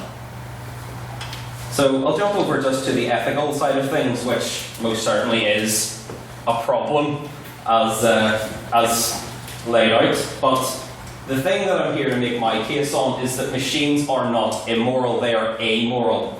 So we can give them what we think is right. We can give them international treaties to follow. If a combatant is immobilised, you are not allowed to further engage. You call for medical attention for that combatant. So I'll just give examples of how human decision making and emotions has led to tragedies. So there was a case a couple of years ago of a Royal Marine who lost a couple of squad mates to a Taliban position. When they then took that position and the Taliban fighters had been incapacitated, the Marine then executed them. Now that can't happen with a robot because the threat is incapacitated. The robot does not care that 2 of his squad mates have died. It's going to do what is right by international law and what is right by the UK rules of engagement. So you're not going to have situations in which it knowingly breaks international law in a crime of passion, or because it's, because it went rogue, because it's got these constraints that say, does it have a weapon? Is it a threat to mere innocence? And we're also avoiding putting soldiers' lives at risk. So routine duties are extremely dangerous for soldiers. Things like patrolling a village, conducting regular, recon of areas, those are all dangerous things. IEDs, ambushes, they can all happen and there's no reason for them. So an AI, if it was patrolling a village, might be able to notice things that a soldier necessarily wouldn't. So it might notice that a certain shop has shut down, for example, and it might notify the base, do these guys need help? Is there something going on there? Have they been taken over? Has someone threatened them to mean that they can't open their shop? So it's, data processing is what they're all about, and machines can do it better than humans, unfortunately. So there was 3 laws brought up there about what weapons should conform to, about weapons should be able to discriminate, judge proportionality, and judge collateral damage. Those are all things a computer can do significantly better than a human. So with regard to proportional or to collateral damage, a machine can say, okay, the terrain looks like this is the missile I'm firing, this is my projection of where that's going to go. A human can kind of just say, well, the explosion's normally this big in training, so let's give it a go. Whereas a machine will be able to give you an accurate prediction of the result of that strike. With regards to discrimination, again, a machine will be able to say, yes, that's a weapon, no, that's not a weapon.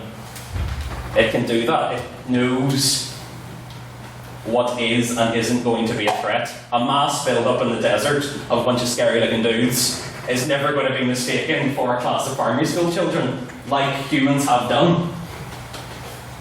And then with regards to proportionality, again, that will come into judging collateral damage. So if by using this missile, I'm going to, kill a street vendor across the road, okay, let's not. If we program it to follow international laws and things which the international community agrees are moral, then there will never be any civilian casualties. It will only engage targets in which there is a 0% chance of civilians being hurt. And with regard to kind of, if we develop it, it'll get into the wrong hands and all that. The points have been made about nuclear weapons, and I would say to anyone today, if we didn't have nuclear weapons, if the US did not have nuclear weapons, would China and Russia have rolled over us a long time ago? The only reason China and Russia care about what we do or what we think is because we can challenge them in mutually assured destruction. There is no point kneecapping ourselves for no reason. We're going to be at a disadvantage if we have machines which can run better, faster and more efficiently than ours and can allocate resources and can target better. We're just going to lose and they're going to roll over us. So, in summary, I think it's a clear case for not banning autonomous weapons.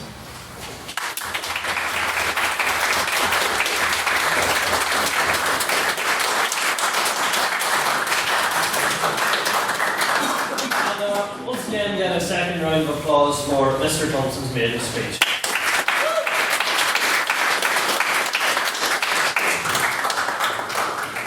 And so, moving on to the final spot, please welcome up the training officer, Mr. Russell Nairn, to close the case for the proposition.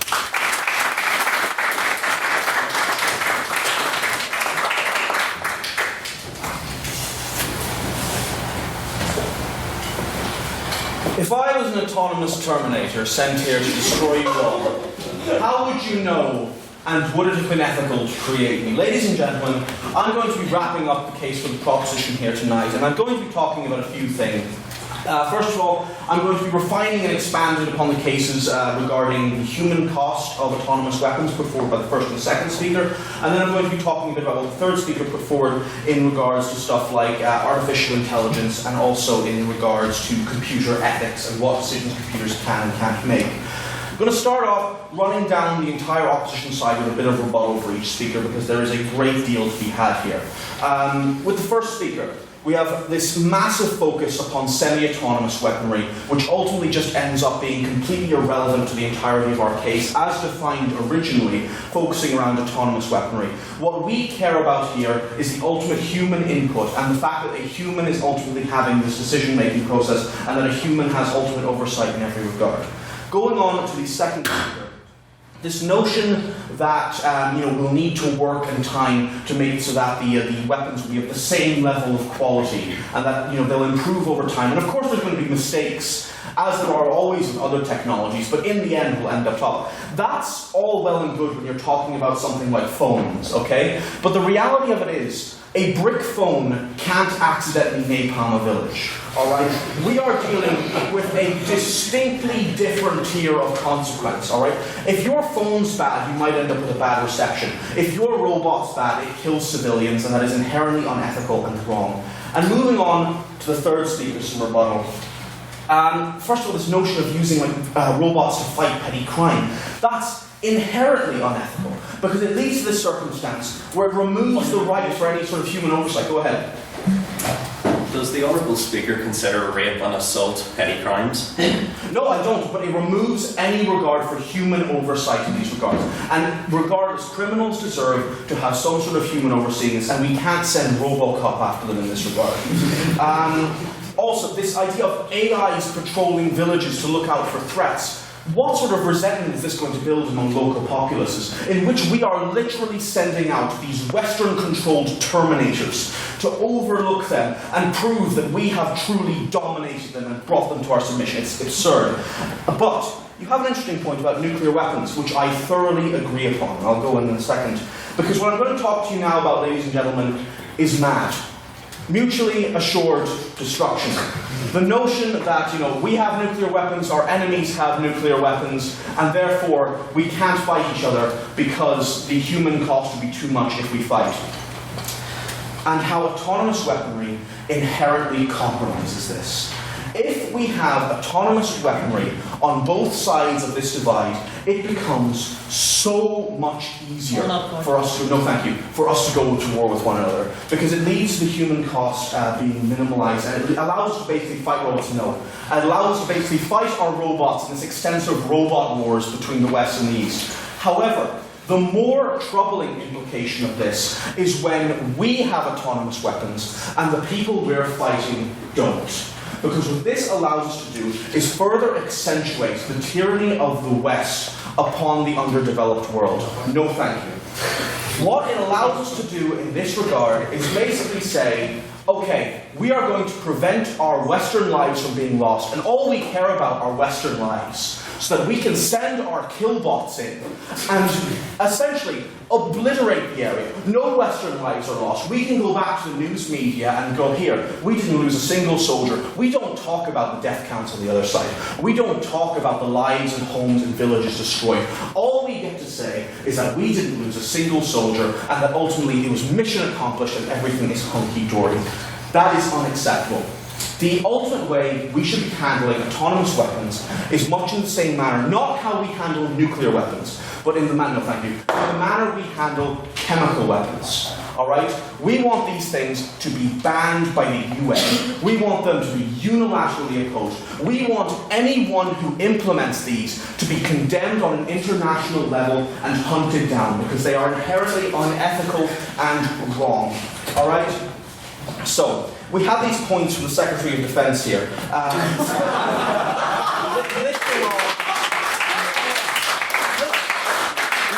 off all this pro-army, pro-air force propaganda. And you know what this says to me, ladies and gentlemen? This ultimately says, this proves our point.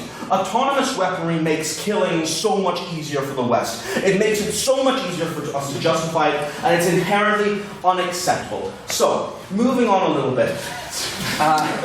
We have ethics. We're going into the second half of our side of the debate, and we're talking about ethics and the ethics of computers.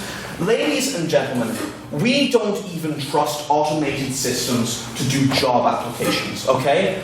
Ultimately, a human has to have final oversight on whether or not you're allowed to get a job. Yet with autonomous weaponry, we are saying that robots are allowed to have final oversight on the taking of life. That is utterly ridiculous. We cannot correlate these two beliefs with one another. And it's something that we can't allow robots to ultimately make life and death decisions for human beings. So, now, we get into the interesting stuff. Because, if we're making this autonomous weaponry, and we haven't really seen this at all from the opposition tonight, how smart do we make these things? How smart do these things end up being? Because if we want these things to have ultimate decision-making process, and like the opposition keeps listing off all these qualities that they'll have, they'll be able to distinguish terrain, they'll be able to distinguish combatants, they'll be able to distinguish who what is. At what point do these things just become so intelligent that we have created kill slaves, functionally? Beings with whatever modicum of intelligence they do have, where their ultimate purpose in life is death. Where the only thing they know is destruction, where we have brought from metal and electricity and dust this murder machine that is the indictment of the human condition in how disgusting we are as a parasite upon God's green earth. Ultimately, ladies and gentlemen, the second speaker described autonomous weapons as a dog on a leash that we can control. Autonomous weapons are a dog, ladies and gentlemen. They are a rabid Rottweiler. We are holding back with a flimsy bit of string while it lunges at the unprotected face of the child that is humanity. To continue to accept their existence and to not ban them would be a point of absurdity. Thank you very much.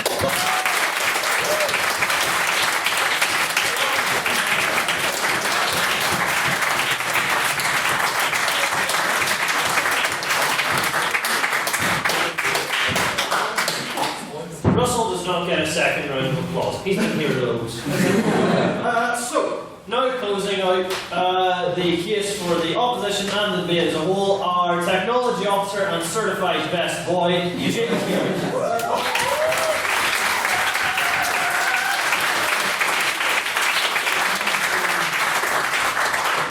Good evening, ladies and gentlemen. I'd like to thank the proposition for a noble effort in the debate and congratulate our side, all maiden speakers, for their first sort of entry into this twisted little world we have. So, I feel that a lot of the clash in this debate comes down to how you view war and military intervention as a whole. Is it just? Is it wrong? Is it just war even possible? Is it a mixture of both? Should we sort of judge the merits of each war and each military situation based on the specific factors going into it? However, I believe one thing is certain. Dead people are bad crack. I feel that has been the core of our arguments on the opposition, in terms of arguing that the fewer dead people there are, the more crack we shall have. As a people, as a planet, I believe that we must limit. Essentially, autonomous weapons benefit humanity by reducing the number of people in the field. And while there will be a transitional period, yes. It doesn't reduce the number of people in the field, it reduces the numbers of Westerners in the field, and ultimately it's just going to lead to more death overall. Not necessarily. Eventually this will be more widely diffused. We currently see a situation where a lot of countries that shouldn't have nuclear weapons just because of the way technology develops and the way it is diffused, it is leaked. Essentially, what I'd like to say is that the policy of this line here, no further, has never worked and never will work. It doesn't work in military policy, it doesn't work in social policy, as we've seen with several centuries of continuous reform and continuous subversion of the law. Just because the DUP outlawed homosexuality doesn't mean that people aren't still homosexual, and doesn't mean that people aren't trying to get that law changed. By banning autonomous weapons, you aren't necessarily ensuring that they won't be ever unbanned, or that they won't be used in the fields, no matter what we say in law. Moreover, I do believe that we have stressed the economic benefits. This will reduce the cost of military intervention, and while military intervention isn't always right and should be a grave and serious thing, I do think we can agree that reducing the cost of it so that we can improve our own societies is generally beneficial to all. On that point, yes. You're saying it's going to reduce the cost of military, but traditionally, as US military powers, let's face it, one of the West here, we're talking predominantly about the US, has actually increased the amount of money that has been needed for as technologies advance. That is true. However, bear in mind the benefits of automation on industry in terms of reducing costs. By reducing the number of soldiers in the field and by reducing eventually the costs of creating autonomous weaponry, it will, I feel, at least slow the growth in the budget, even though current social factors lead to the US pushing forward nevertheless. In short, I don't feel that the cost of equipment alone is the entire reason that defence spending keeps going up. On top of that, let's see. The issue of another difference I've seen in the approach between the two sides that hasn't yet been brought up is the general assumption on the side of the proposition that these machines would be released into the field and just given free rein, just with the orders, go mad, shoot the enemy. Absolutely. I feel that overlooks some of the priorities of the military as it exists. I'm not an expert, I concede that. However, a large part of actually maintaining a military intervention is actually building good relations with the public. So they're unlikely to just say, go into the area, kill all that may or may not have a gun. And while I do acknowledge that there is possibility for malfunction, misidentification, currently humans can't always do that either. On that point, sir. Yes. How well do you think that the AI Terminator enforcers that your side are put forward will help the public perception of our forces?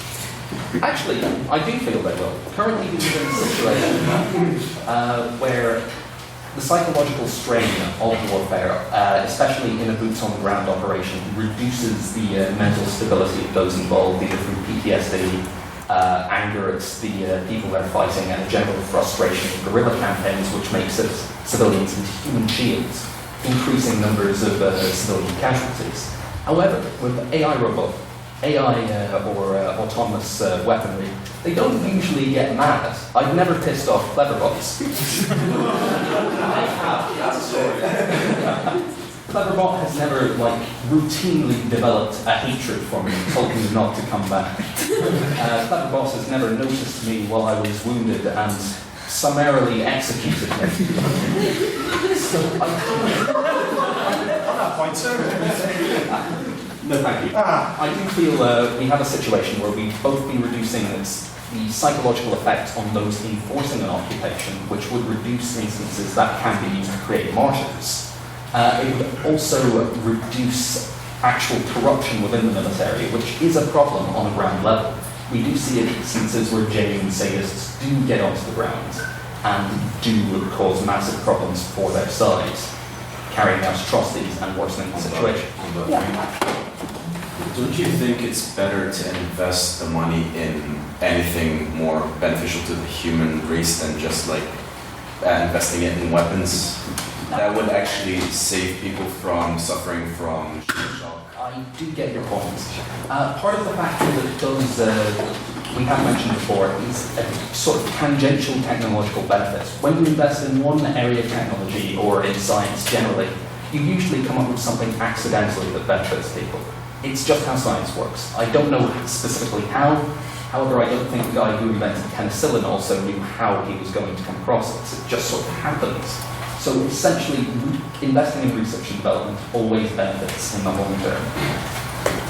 Therefore, I'd like to lead us towards a conclusion by saying that autonomous weaponry does not immediately give us free rein to just kill everyone willy-nilly. It just gives us a machine that reduces human casualties, hopefully, that reduces the effects of human error on that perception of a military force. And while there is a risk of military, of us becoming too trivial about military if we replace all forces on the ground, I think that overestimates the technological capacities of these weapons. We'd still have engineers on the ground, usually some sort of supervisor. As such, I do entreat you thoroughly to vote with the opposition and to allow us to see autonomous weapons through to their full potential.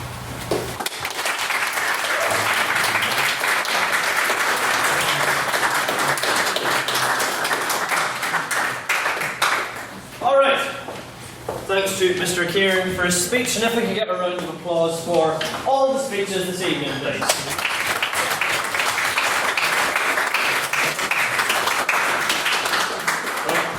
Running very short on time, so if you're offering a question or an answer, I'm going to ask that we please keep them incredibly brief, or we're not going to have time for very many.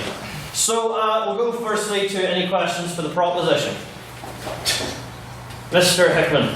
Oh, great. You heard the second speaker, we're talking about international law being a problem. I like it. It's a good point to talk about. But we're very good, as I mentioned earlier, the first speaker about logic. We're very good at getting robots, AIs, machines to follow rules. So would you not accept that if we're able to program rules into these robots, we can define essentially hard limits to what they can do? Any development they can make, anything they can do, would be pre-limited in that sense. And any self-development, and I can understand that being a key issue in this debate, any self-development would still be tethered by the existent international law that limits, as we said, at the moment, as human combatants are limited. I think that really depends on who's programming the robot, because yes, I could program it, tell it, yes, please follow international humanitarian law, but we've talked about the dangers of, say, terrorists getting their hands on such weapons, or dictators. I doubt that they're going to program it in the same way, so... The opposition wish to respond? Don't have to. Cool. Any questions for the opposition? No, he speaks too much. Mr. McSparren. Just very curious, both speakers, I think it was the first and third speaker, referred specifically to the threats of Russia and China. However, frequently we get nuclear treaties which are designed to de-escalate these conflicts. They're actually proposing some sort of Cold War-esque arms race of autonomous weapons. Would they not think it's a good idea to cease this for the sake of humanity and all out war not happening? Yeah, well, first of all, Mr. Nairn, I'm honoured that you concur with the Centre for Secrecy of Defence and Government. Truly, I often note that hand. Oh, Mr. McSparren, returning to you, sorry for being so rude in my speech, I was a little nervous. Forgive me, I was saying no to everybody. Right, so what were you were saying about, what was your question again?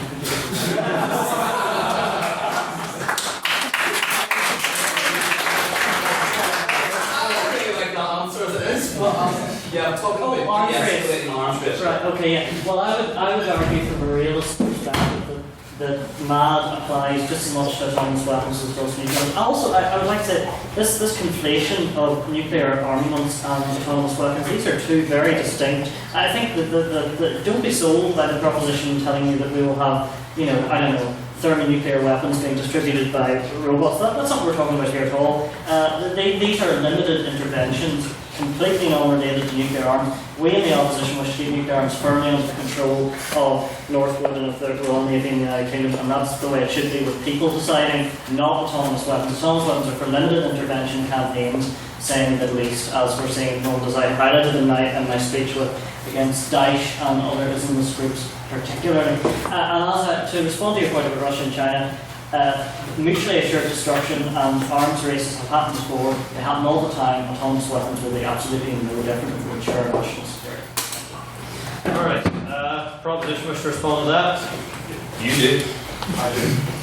So first of all, I thought I made rather clear that we aren't conflating autonomous weapons with nuclear weapons. In fact, the true comparison I made is autonomous weapons with chemical weapons, in that it's not something that would inherently sort of destroy the world in its single implementation. However, it's something we want to treat in an internationally condemned manner, with being banned across the board, and anyone found to be using it is punished on the international scale. The problem with the arms races before, the arms race that we used to put forward as a side, and the justification for why it's such a big deal, is that it suddenly makes war so much more acceptable between superpowers. If it is just robots fighting over resources, we end up with a circumstance where Russia and America don't feel that bad about sending their drones in sort of international robot wars against one another. However, the people that end up suffering in this instance is the local people of the areas that are being fought over, which, let's be honest, will be the Middle East. And so we end up, oil resources are being fought over by uncaring superpowers who just care about the resources and don't care about the human lives involved. We say international robot wars. The age of Ultron was incredibly short. It was a bit more akin to the 4 hours of Ultron, but abstaining points. Who has one? Mr. Black. Thank you, Mr. President. Give me a brief. There's been a lot of talk tonight about nuclear weapons. Personally, I think we need to ratchet that heat down a bit. I understand why they've come up so much. They're the ultimate destructive force. And if you mix that with what is still very young technology that most people in this room don't actually understand very well, it makes for a potent combination and convincing point. So what I would like to ask both sides is remove nuclear weapons from your thought process entirely and give me the single most important point your side has to make in support of your case. Let's go to the proposition to respond first. Whoa, you want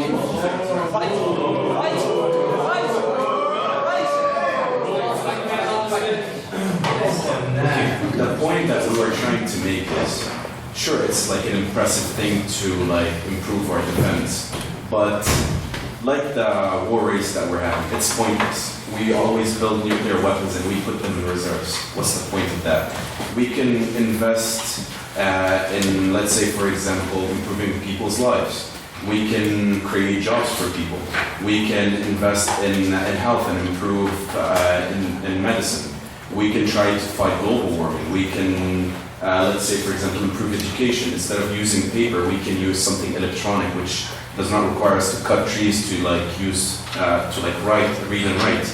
Like, for example, the iPad in Japan, they're using iPad instead of books, which actually protects forests from deforestation.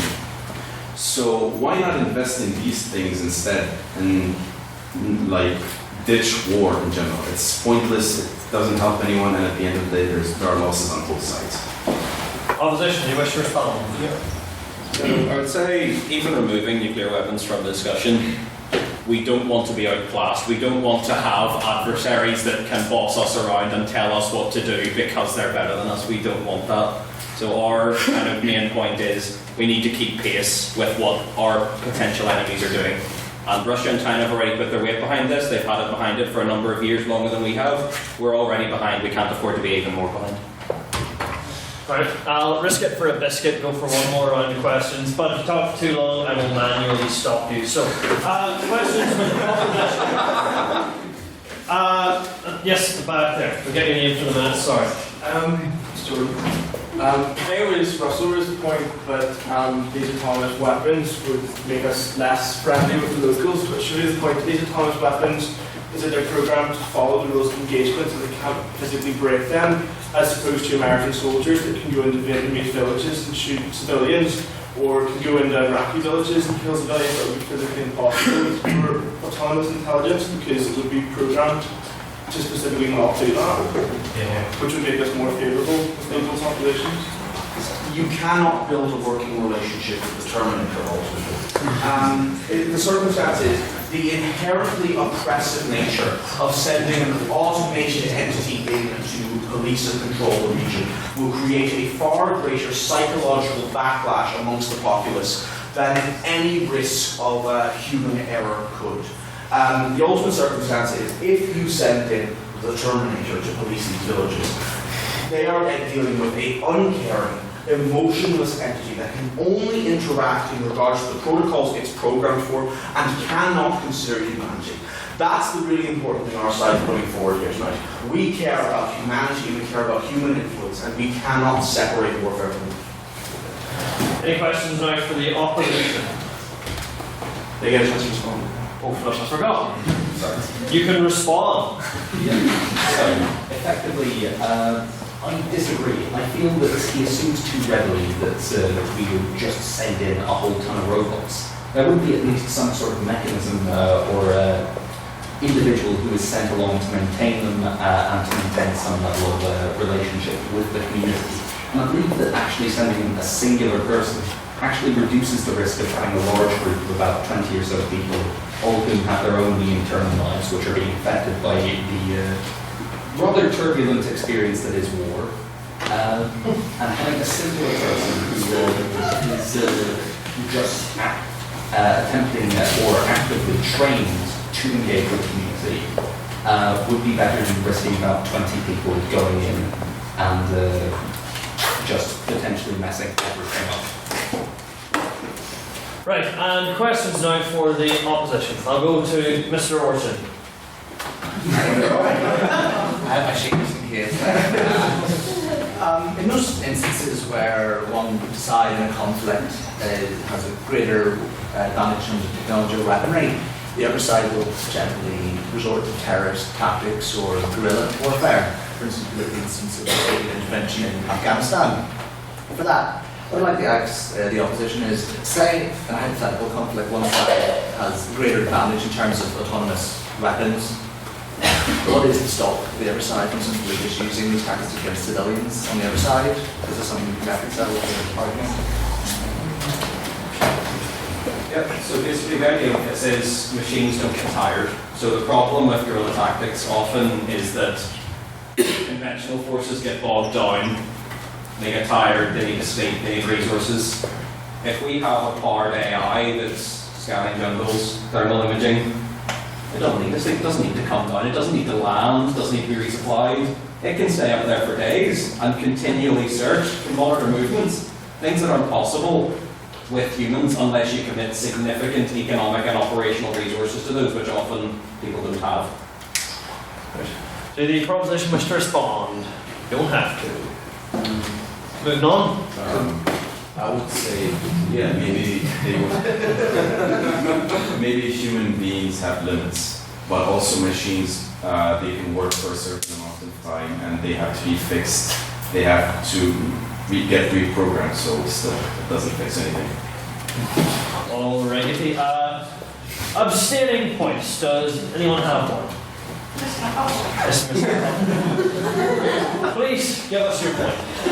I want to speak to. In World War II, one of the reasons why it came to such an abrupt end was a whole wave of revolution and strikes in this country, in Germany, that actually forced the country to stop because there was a moral outrage at the vast loss of life due to basically an imperial war that had no benefit to humanity at all. In Afghanistan, we have war which is primarily autonomous weapons, what do you think, as this is an abstaining for them, just remember that, everyone. What do you think? Everyone. On the fact that where does morality leave us when we don't see the visible human cost of war? And also, like, what moral implications does that have? This time goes to the opposition to respond first. Well, I would say that the proposition is very keen to paint this as sort of cyber box going out and killing people with no democratic or legal accountability. That's not the case. I mean, even if you look at Afghanistan, look at the case of Afghanistan, you have what are autonomous drones, very autonomous systems like drones that carry out operations and that actually have a higher level of legal accountability because the footage from the drone can be analysed by legal experts back in the United Kingdom. So there's greater democratic oversight, and I would say to the proposition as well that all weapons are moderated by rules of engagement. We're not talking about the cyber bombs versus the people in some sort of colonial death struggle, which I'm getting from Russell Nairn.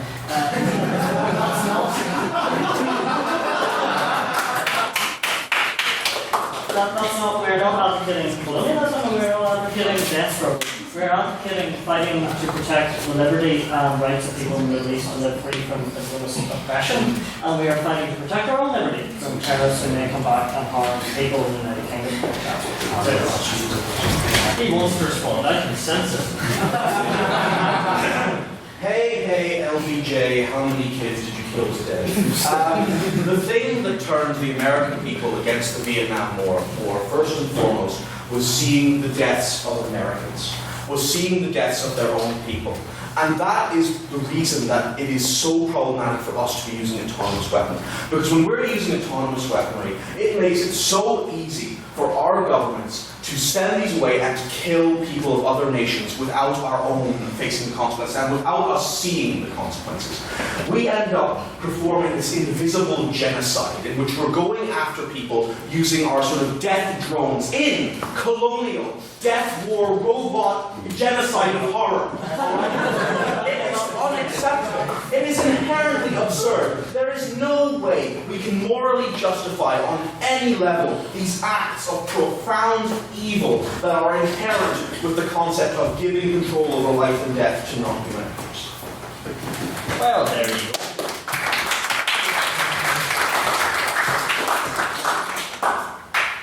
Do you guys have another round of questions? No, we're not. Not on time. I'm sorry. You just might go, but it's time to vote. So, boo me all you want. I don't want that. I leave this gavel, indiscriminately so. And I hope the gavel's indiscriminate bang can offer you all some small comfort. We now move on to the voting. The motion is this House would ban autonomous weapons, so please get your hands and membership cards ready. If you would wish to vote in favour of the proposition on speakerability, mind you, this vote being on which side you thought spoke best rather than your own personal opinion. If you would like to vote in favour of the proposition, please raise your hands and say aye. Aye.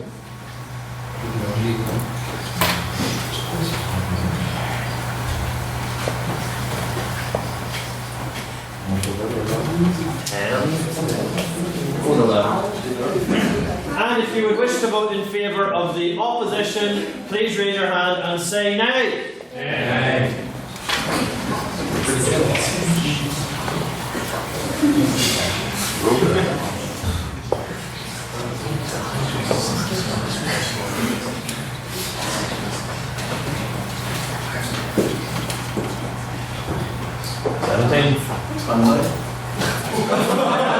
One day it is that I have no real authority.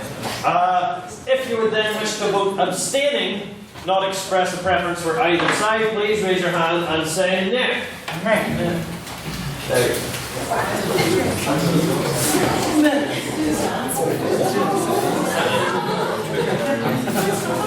Right?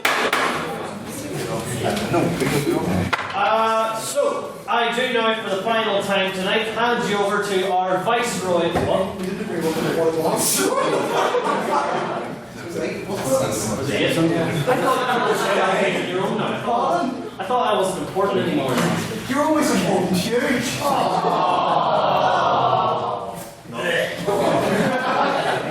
Not suiting. So, we now do hand over once again. Please, Matthew Bradley, if you would read me back the vote. Yes, sir. The vote reads 11 ayes, 20 nays, and 8 abstentions. The nays have it then, the nays have it.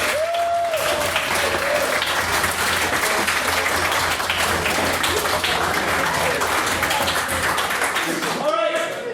A couple of housekeeping rules to go over before we go. Remind you all again, the internal meeting spreadsheet is online. If you want to decide on invading next semester, please contribute to it. Christmas dinners on the 11th of December, for which we're now accepting sign-up and payment. If you wish to do so, go down there where our treasurer will be to take your money. How much are we charging for it? 18. Okay. And we'll be going to the Lavery's bar. If you wish to discuss things further there, please go there for your pints and such. I do declare this